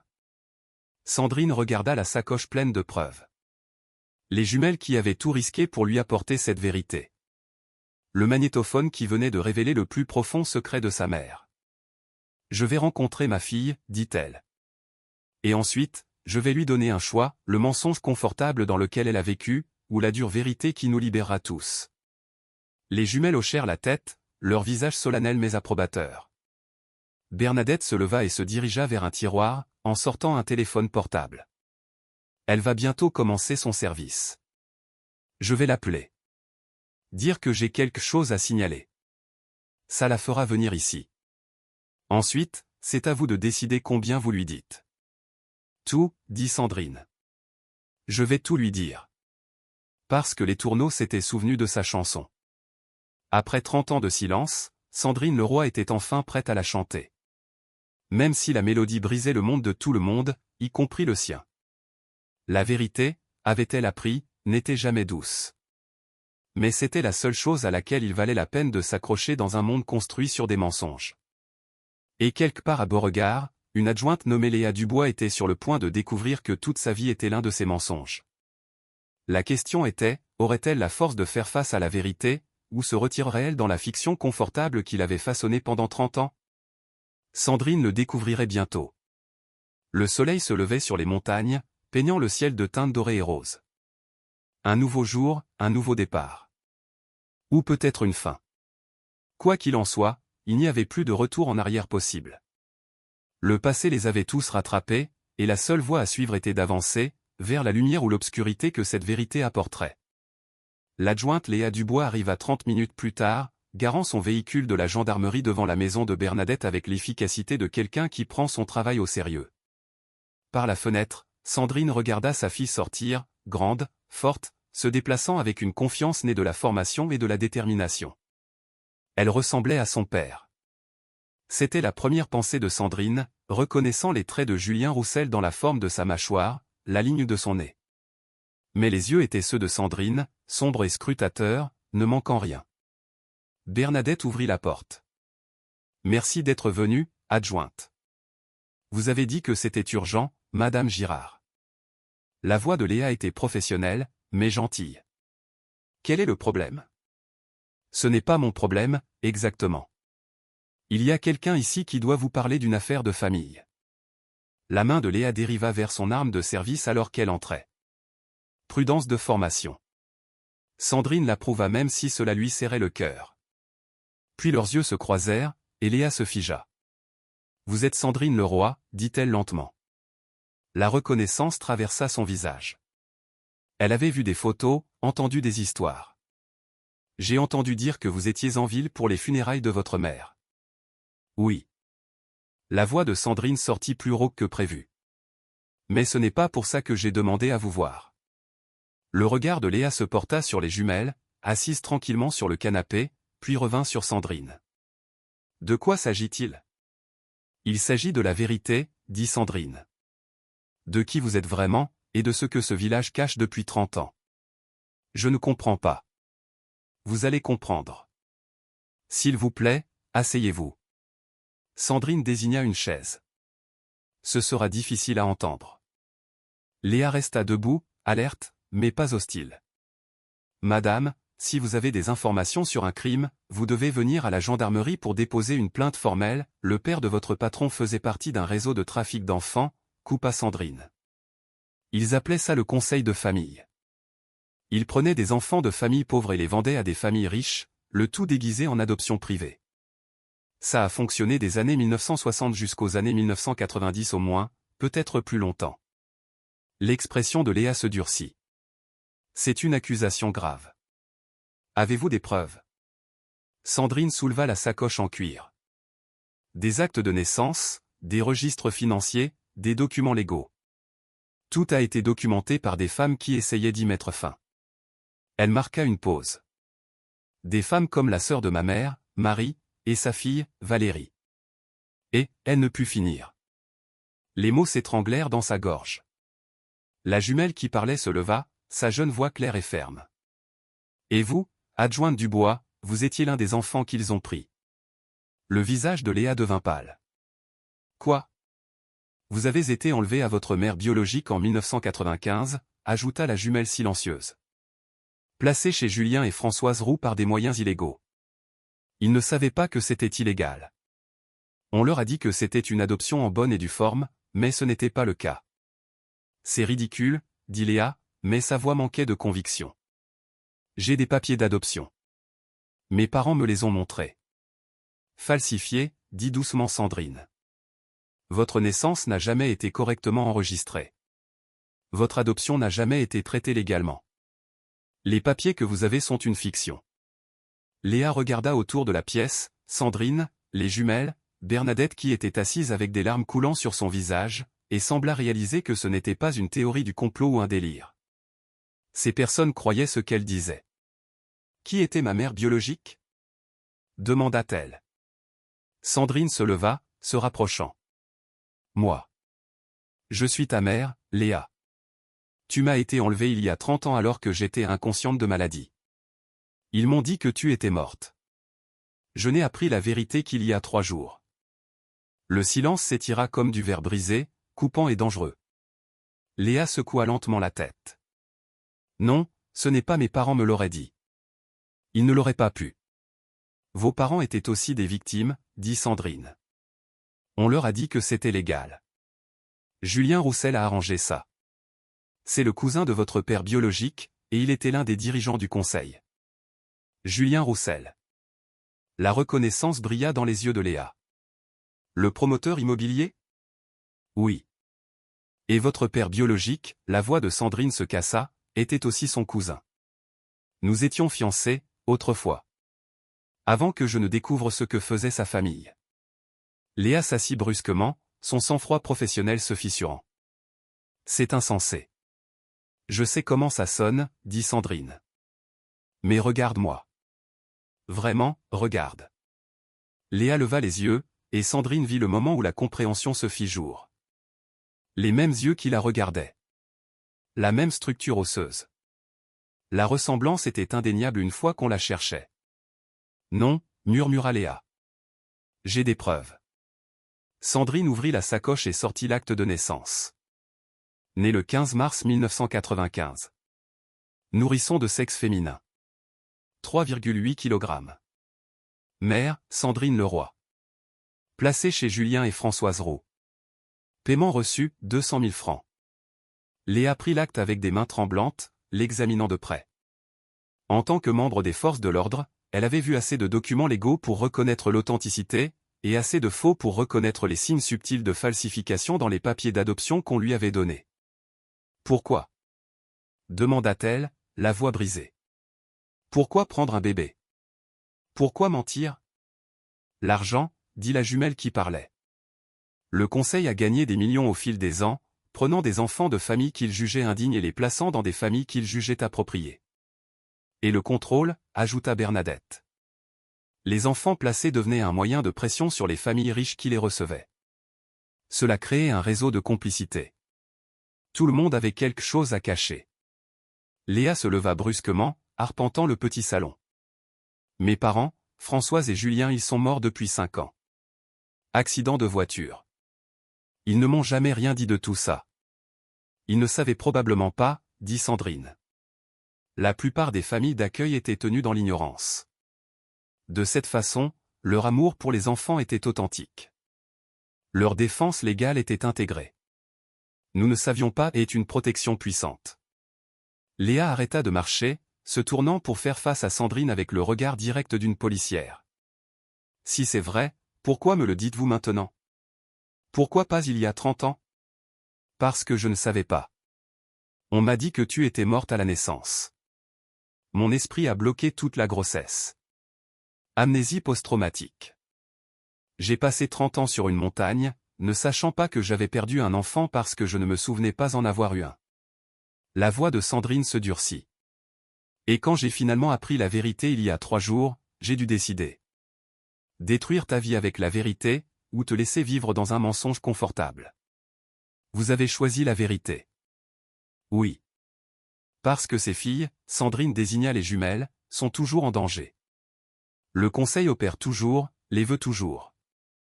Et parce que tu mérites de savoir qui tu es vraiment, même si ça fait mal. Léa encaissa cela, son visage passant par une série d'émotions, incrédulité, colère, chagrin. Finalement, elle se concentra sur les jumelles. Qui êtes-vous? Quel est votre lien? Nous sommes vos cousines, dit la jumelle qui parlait. Notre mère était Valérie, la fille de Marie. Marie était la sœur de la mère de Sandrine. Ça fait de nous une famille. Et le conseil nous veut, ajouta la jumelle silencieuse. Ils nous traquent depuis la mort de notre mère. Ils veulent nous faire taire parce que nous en savons trop. La mâchoire de Léa se serra, ses instincts de policière prenant le dessus sur son trouble émotionnel. Où sont vos parents maintenant? Morts, dirent les deux jumelles à l'unisson. Nous sommes orphelines.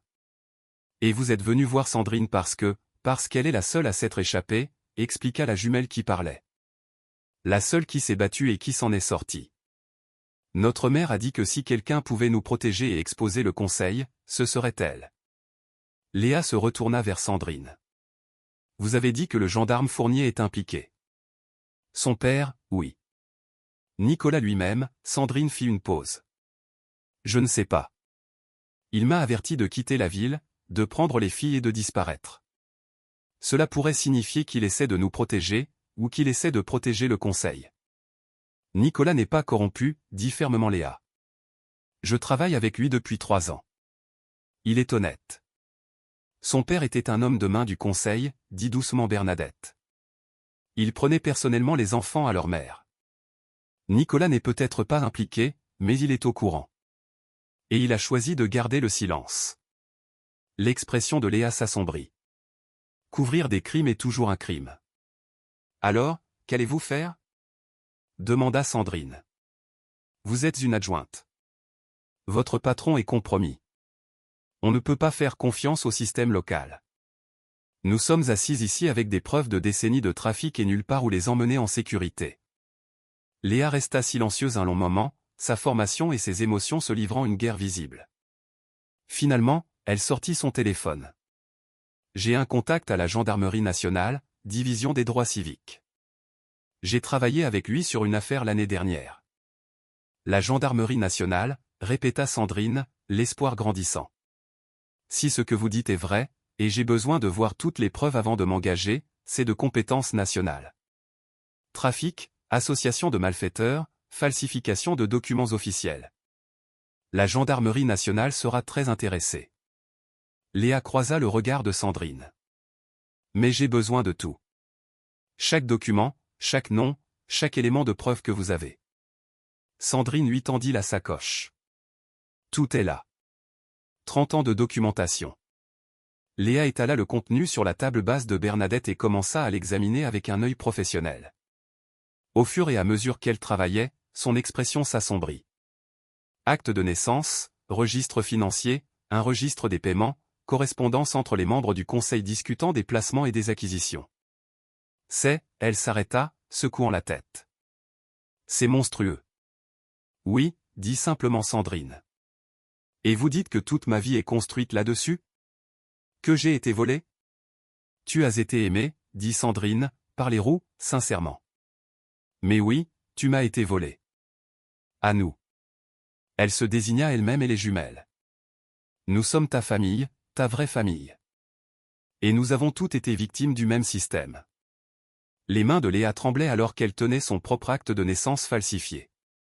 J'ai besoin de temps pour digérer ça. Nous n'avons pas le temps, dit la jumelle qui parlait. Ils savent que nous avons trouvé les preuves. Ils viendront pour nous. Qui? Lucas Bernard et d'autres, expliqua Sandrine. Ils nous ont suivis à la propriété hier soir. Nous nous sommes à peine échappés. Ils savent que nous avons ces documents. Léa se leva, sa décision prise. Alors nous agissons maintenant. Je vais appeler mon contact, organiser une réunion d'urgence. Nous mettons ces preuves entre les mains des autorités nationales avant que quiconque ne puisse nous arrêter. Elle regarda Sandrine, la douleur et la détermination se mêlant dans ses yeux. Et puis, une fois que tout ça sera terminé, vous et moi, nous allons avoir une très longue conversation. Surtout. J'aimerais beaucoup, dit doucement Sandrine. Léa passa l'appel, sortant pour plus d'intimité. À travers la fenêtre, Sandrine regarda le dos de sa fille, la rigidité de ses épaules alors qu'elle parlait à l'agent national. 30 ans de séparation, 30 ans de perdu. Mais peut-être, possiblement, elle s'était retrouvée à temps pour créer quelque chose de nouveau à partir des morceaux brisés. Quand Léa revint, son visage était empreint d'une résolution professionnelle. L'agent de Vidal est à 3 heures de route. Elle vient personnellement à Beauregard. Nous nous retrouvons à l'ancien palais de justice. Il est fermé pour rénovation, donc c'est privé et sécurisé. Quand? Ce soir, à 19h. Léa les regarda toutes. D'ici là, vous restez ici. Verrouillez les portes. N'ouvrez à personne sauf à moi. Je retourne à la gendarmerie pour maintenir les apparences, mais j'aurai mon téléphone. Le moindre problème, vous appelez. Et Nicolas? Demanda Bernadette. Je m'en occupe, dit Léa d'un ton sinistre. S'il protège ces gens, il est sur le point de découvrir que son insigne ne le rend pas intouchable. Elle partit, et la maison tomba dans le silence. Sandrine s'assit avec les jumelles de chaque côté, attendant que le soir vienne, attendant le moment où la vérité serait enfin dite dans des lieux qui comptaient, à des gens ayant le pouvoir d'agir. Le Conseil avait opéré dans l'obscurité pendant des décennies. Ce soir, ils affronteraient enfin la lumière. Et quoi qu'il advienne, quelles que soient les conséquences, la douleur, la justice, se serait construit sur la vérité au lieu de mensonge. Sandrine pensa au dernier message de sa mère. Les Tourneaux n'a jamais oublié sa chanson. Elle s'en était souvenue. Et maintenant, elle allait s'assurer que tout le monde s'en souvienne aussi. Les heures s'écoulèrent lentement jusqu'à 19h. Sandrine veillait à la fenêtre, ses yeux de montagnarde scrutant les menaces. Les jumelles étaient assises ensemble sur le canapé, parlant dans leur langage murmuré. Bernadette fit des sandwichs que personne ne mangea. À 18h30, Léa appela. Changement de plan. Retrouvez-moi à l'ancien cercle laïque de la rue Jean Jaurès. L'agent Vidal veut voir la scène où se tenaient les réunions du conseil. Apportez tout. Sandrine sentit un frisson d'avertissement. L'ancien cercle laïque? Je pensais que nous nous retrouvions au palais de justice. Vidal a demandé le changement. Elle veut documenter l'espace physique pour l'enquête. Quelque chose n'allait pas, mais Sandrine ne pouvait l'articuler. D'accord, nous y serons. Elles montèrent dans la voiture de Bernadette, la Renault 4 de Sandrine étant trop reconnaissable maintenant.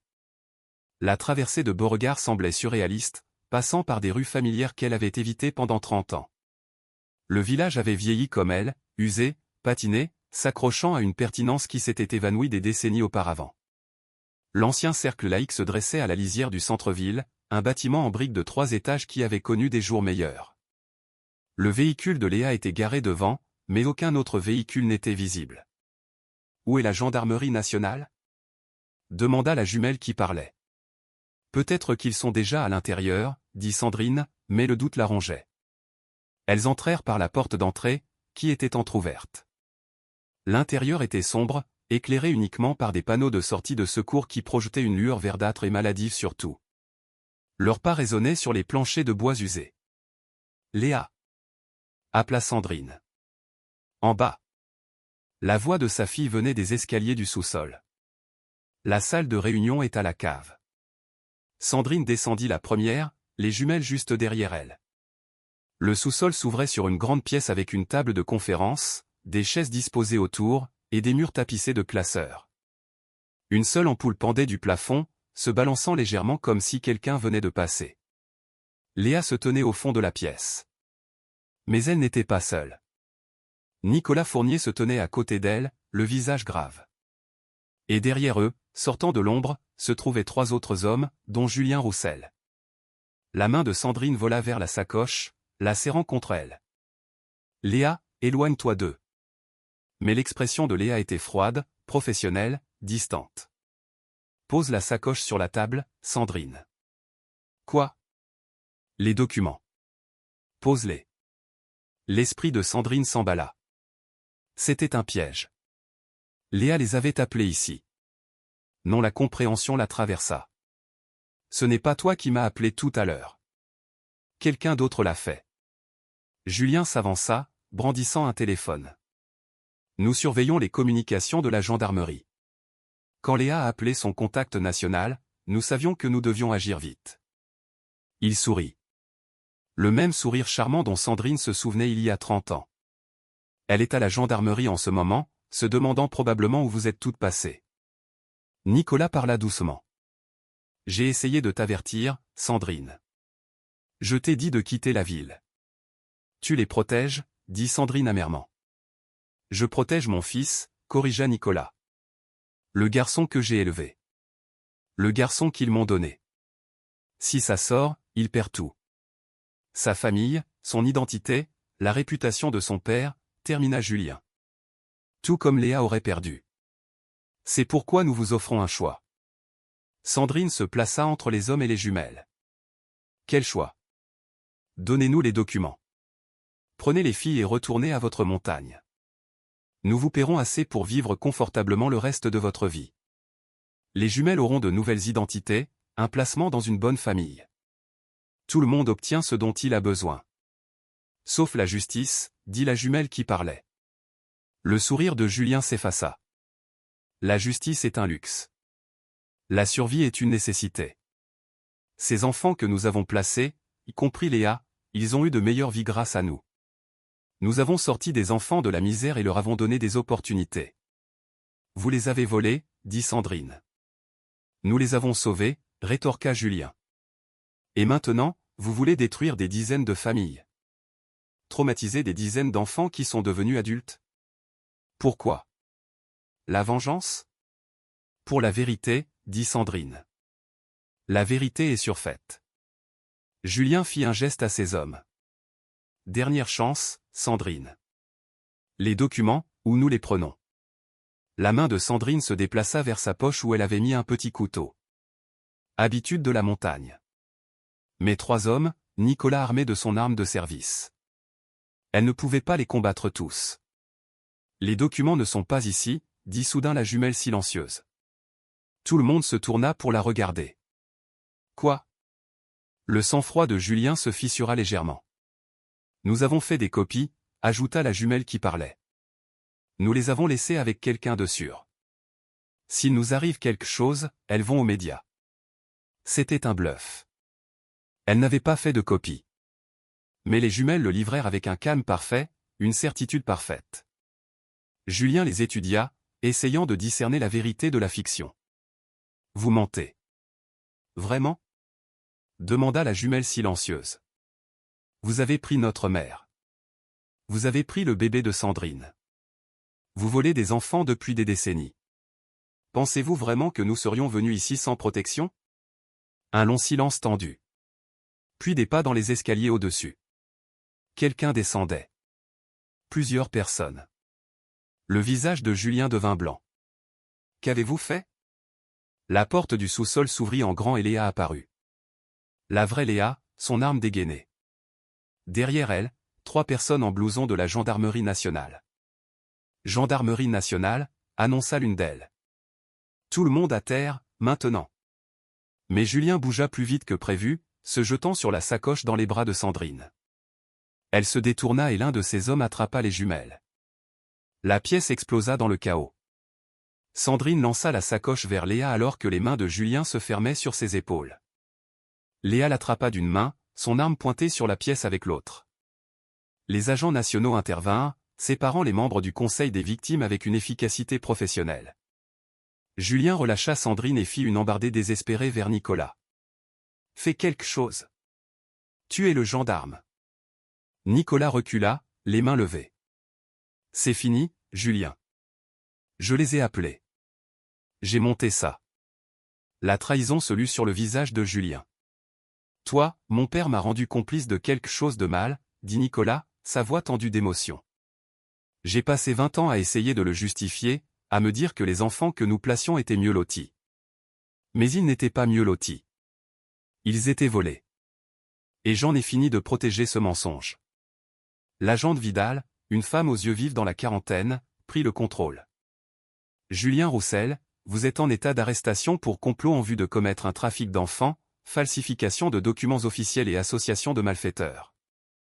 Elle fit un signe de tête à ses collègues, qui s'avancèrent avec des menottes. Julien se débattit, puis devint mou alors que le métal se refermait sur ses poignets. Vous ne comprenez pas ce que vous détruisez.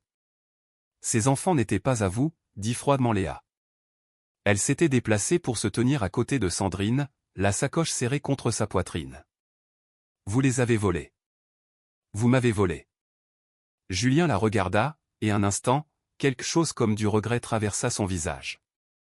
Nous t'avons donné une belle vie, Léa. L'héros t'aimait. Ça ne le rend pas juste, dit Léa. L'amour construit sur des mensonges n'est pas de l'amour véritable. C'est juste une autre forme de vol. Les autres membres du conseil étaient menottés, leurs droits lus, conduits en haut des escaliers. Seul Nicolas restait libre, se tenant à l'écart des deux groupes, seul au milieu. Qu'est-ce qui va lui arriver? Demanda Sandrine à l'agent Vidal. Ça dépend de ce qu'il est prêt à témoigner, dit Vidal. Et du rôle qu'il a joué dans l'opération en cours. Nicolas croisa le regard de Sandrine. Je n'ai jamais pris un enfant. Mon père l'a fait. Mais j'étais au courant. Je me suis tu.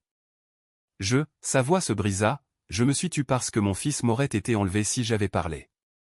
Ils avaient un moyen de pression sur tout le monde. Votre fils, dit doucement Sandrine, mérite aussi de connaître la vérité. Nicolas hocha la tête, des larmes coulant sur son visage. Je sais. Et je lui dirai. Après tout ça, je lui dirai tout. L'agent Vidal fit un geste à son équipe. Videz la pièce. Nous devons traiter ça comme une scène de crime. Ils montèrent les escaliers. Sandrine, les jumelles, Léa.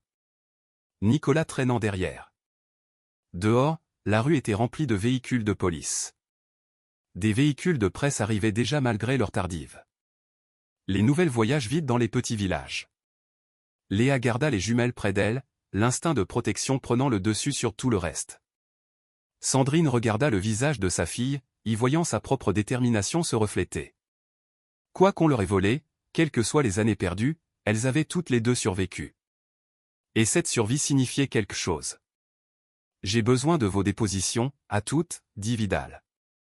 Mais ça peut attendre demain matin. Pour l'instant, elle regarda les jumelles, nous devons organiser un placement de protection temporaire pour les enfants.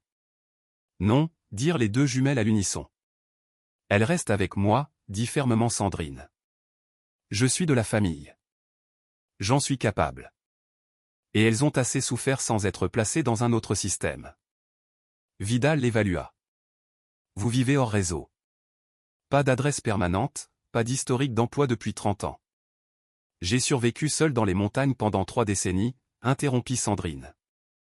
Je peux protéger 2 enfants mieux que n'importe quel système de placement familial. C'est aussi leur tante, ajouta Léa. Et elle a raison. Elles ont fui le système toute leur vie. Les placer sous la garde de l'État serait traumatisant. Vidal considéra cela. Arrangement temporaire? Sujet à un suivi des services sociaux. D'accord? Sandrine hocha la tête, serrant les jumelles contre elle. Elles se blottirent contre elle, se permettant enfin de se détendre après des semaines de fuite et de peur. Qu'est-ce qui se passe maintenant? Demanda la jumelle qui parlait. Pour les autres enfants? Ceux qui ont été enlevés? Nous essaierons de les localiser, dit doucement Vidal. Certains voudront renouer avec leur famille biologique. D'autres, elle fit une pause, choisissant ses mots avec soin, d'autres préféreront peut-être ne pas voir leur vie perturbée. Nous aborderons chaque cas individuellement, avec sensibilité. Mais il mérite de savoir, insista la jumelle silencieuse. Même si ça fait mal, il mérite la vérité. Oui, acquiesça Vidal. Il le mérite. Julien passa devant eux menotté, flanqué d'agents. Il semblait diminuer maintenant, un vieil homme faisant face aux conséquences qu'il avait évitées pendant des décennies. Il ne regarda aucun d'eux, fixant droit devant lui comme si en ne les reconnaissant pas, il pouvait faire disparaître tout ça. Mais ça ne disparaîtrait pas. La vérité était sortie maintenant, enregistrée dans des documents fédéraux, conservés dans des sacs de preuves, sur le point d'être diffusés sur les chaînes d'information et dans les salles d'audience. Le conseil était fini. Sandrine se tourna vers Léa, croisant le regard de sa fille. Ça va? Non, dit honnêtement Léa. Mais ça ira, un jour. Elle toucha timidement le bras de Sandrine. Nous avons beaucoup de choses à nous dire. 30 ans à rattraper. Nous avons le temps maintenant, dit Sandrine. Tout le temps dont nous avons besoin. Les jumelles se tenaient entre elles, reliant les générations. 3 générations d'enfants volés. Enfin libres de raconter leurs histoires. Enfin libres de réclamer leurs noms, leurs histoires, leurs chansons. Les tourneaux s'étaient souvenus, et en se souvenant, avait appris aux autres à se souvenir aussi. Au loin, des sirènes retentissaient alors que d'autres arrestations avaient lieu dans tout le département. Des membres du conseil arrachés à leur maison, à leur bureau, à leur vie confortable construite sur la souffrance des autres. La justice, lente et imparfaite, mais la justice quand même. Sandrine leva les yeux vers les montagnes qui l'avaient abritée, des formes sombres se découpant sur les étoiles. Elle y retournerait un jour, mais pas pour se cacher. Pour guérir. Pour construire quelque chose de nouveau avec sa fille, avec ses nièces. Avec une famille qu'elle n'avait jamais su avoir. Le passé était enfin passé. L'avenir s'étendait devant, incertain, mais honnête. Et c'était suffisant. 3 mois plus tard, l'hiver s'installa sur les Cévennes avec une douceur qui ressemblait à un pardon. Le chalet de Sandrine avait changé. La pièce unique avait été agrandie avec une nouvelle annexe, construite avec l'aide de Léa pendant ses week-ends de repos de son nouveau poste au bureau de la gendarmerie nationale. 2 lits pour les jumelles, leur propre espace dans une maison qui semblait enfin permanente. Les filles, non plus simplement les jumelles, mais Manon et Chloé, des noms qu'elles avaient choisis elles-mêmes après des semaines de réflexion, s'étaient étoffés. Des repas réguliers, la sécurité et le savoir que personne ne les traquait plus les avaient transformées des gamines aux yeux qu'avant les enfants qu'elles auraient dû être depuis le début. Sandrine se tenait près du poêle, préparant le dîner pendant que les filles travaillaient sur leurs cours par correspondance à table. Elles avaient décidé de ne pas aller à l'école traditionnelle pour l'instant, s'habituant encore à la visibilité après des années de clandestinité. Mais elles apprenaient, grandissaient, trouvaient leur voie. Un coup à la porte annonça l'arrivée de Léa. Elle était montée après son service, parcourant les routes de montagne dangereuses avec une confiance croissante. Le trajet de 3 heures était devenu un rituel hebdomadaire, parfois plus quand les affaires le permettaient. Ça sent bon, dit Léa en tapant la neige de ses bottes. Daube de chevreuil, répondit Sandrine en remuant la marmite. Les filles ont aidé à la préparer. Nous avons suivi la trace du chevreuil, dit fièrement Manon. Sandrine nous apprend à lire les signes et à tirer. Bien qu'elle dise que nous ne sommes pas encore prêtes pour la chasse, ajouta Chloé. Léa suspendit son manteau et les rejoignit à table, étalant des documents de sa mallette. J'ai des nouvelles. L'enquête est entrée dans sa phase finale aujourd'hui. Sandrine versa du café, puis s'assit. Dis-nous. Julien Roussel et 6 autres dirigeants du conseil font face à des accusations au niveau national, commença Léa. Trafic, association de malfaiteurs, falsification de documents. Les procès commencent au printemps. Elle marqua une pause, l'émotion traversant son visage. Nous avons identifié 47 enfants qui ont été enlevés sur 35 ans. Les avez-vous contactés? Demanda Sandrine. 23 jusqu'à présent.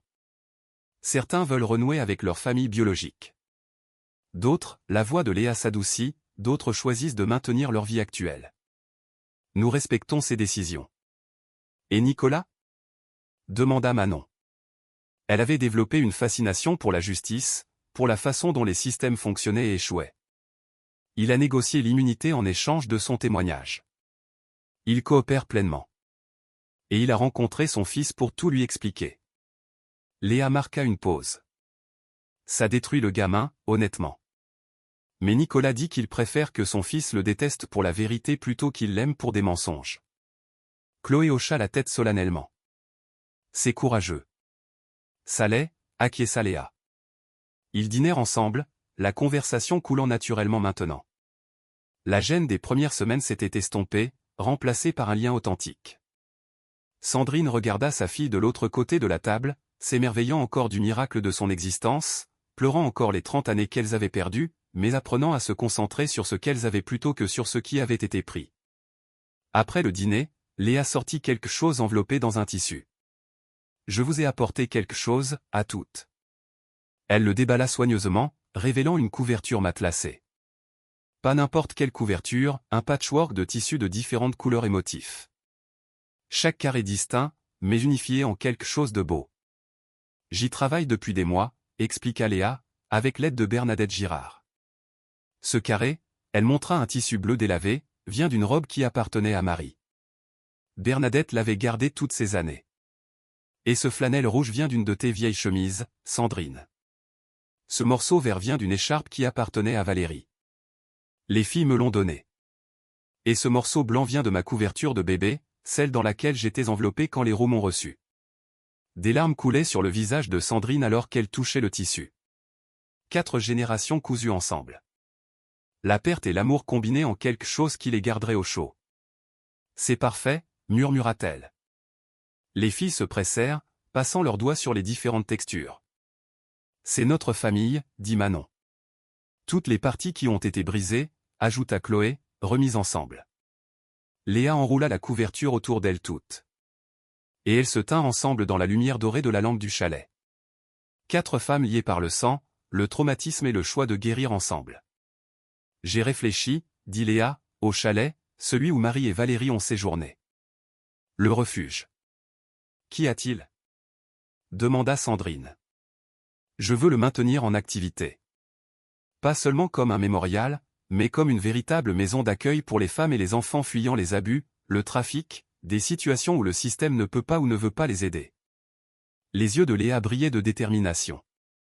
Un refuge non officiel, comme il était censé l'être. C'est une belle idée, dit Sandrine. J'aiderai, offrit immédiatement Manon. Nous aiderons toutes les deux, acquiesça Chloé. Elles passèrent la soirée à planifier, leur voix s'élevant et s'abaissant avec excitation et détermination. L'héritage ne serait plus celui du vol et du silence. Ce serait celui de la protection et de la vérité. Quand les filles allèrent enfin se coucher, Sandrine et Léa s'assirent près du feu, la couverture étalée sur leurs genoux. J'ai visité les tombes des Roux la semaine dernière, dit doucement Léa. Je leur ai dit que je leur pardonnais. Ils ne savaient pas de quoi ils faisaient partie. Ils m'ont aimé du mieux qu'ils ont pu. C'est généreux de ta part. Je l'ai appris en te regardant avec Manon et Chloé. Tu pourrais être en colère. Tu as tout à fait le droit d'être en colère. Mais au lieu de ça, tu leur apprends à survivre et à s'épanouir. Tu leur donnes ce qui nous a été enlevé, le choix.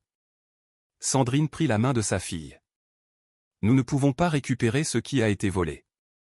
Ces 30 ans sont partis. Mais nous pouvons choisir ce que nous construisons à partir de maintenant. Je n'arrête pas de penser à ce que grand-mère Monique a dit, murmura Léa, sur les tourneaux qui oublient sa chanson, puis s'en souvient. Nous nous sommes souvenus, dit Sandrine. Toutes. Dehors, la neige commença à tomber, recouvrant les montagnes de blanc. Le chalet brillait d'une lueur chaude contre l'obscurité, un phare de sécurité dans la nature sauvage. À l'intérieur, 4 femmes dormaient sous une couverture faite des fragments de leur passé brisé, assemblés en quelque chose d'entier. Le lendemain matin, Sandrine se réveilla tôt et marcha jusqu'à la crête surplombant la vallée. Le soleil se leva sur les sommets, peignant tout en or. De là, elle pouvait voir à des kilomètres les montagnes qui l'avaient cachée, les vallées qui l'avaient menacée, le monde qui lui avait tant pris mais qui lui avait finalement rendu quelque chose de précieux. Elle pensa à la lettre de sa mère, à la chanson de Les Tourneaux. Elle pensa à Marie fuyant dans ces montagnes il y a 50 ans, à Valérie protégeant ses filles jusqu'à son dernier souffle. À Manon et Chloé, assez courageuses pour faire confiance à une étrangère près d'une tombe. À Léa, assez forte pour choisir la vérité plutôt qu'une fiction confortable. 4 générations de femmes, chacune se battant à sa manière, chacune refusant de laisser l'obscurité gagner. Les Tourneaux s'étaient souvenus de sa chanson, et en se souvenant, avaient appris aux autres à chanter. Sandrine se retourna vers le chalet où sa fille et ses nièces s'attendaient, où le petit déjeuner serait préparé, les leçons enseignées, et où les rires résonneraient dans des pièces qui avaient connu trop de silence. Le passé était passé. L'avenir s'étendait devant, incertain mais honnête. Et pour la première fois en 30 ans, Sandrine Leroy ressentit quelque chose dont elle avait presque oublié l'existence, l'espoir. Pas pour ce qui avait été perdu, mais pour ce qui pouvait encore être construit. Pas pour la vengeance, mais pour la guérison. Pas pour l'isolement, mais pour la connexion. La femme de la montagne était descendue de son sommet et avait trouvé une famille qui l'attendait. Avait échangé la solitude contre l'appartenance, avait échangé le silence contre la vérité. Et dans cet échange, avait découvert que ce qu'elle pensait avoir perdu pour toujours son cœur, son espoir, sa chanson l'avait attendu tout ce temps. Enfoui, mais pas mort. Prêt à être rappelé quand le moment serait venu. Le moment était venu. Les étourneaux chantaient, et dans les montagnes des Cévennes, une famille brisée par les mensonges commençait à guérir par la vérité. Un jour à la fois, un choix à la fois, une chanson à la fois.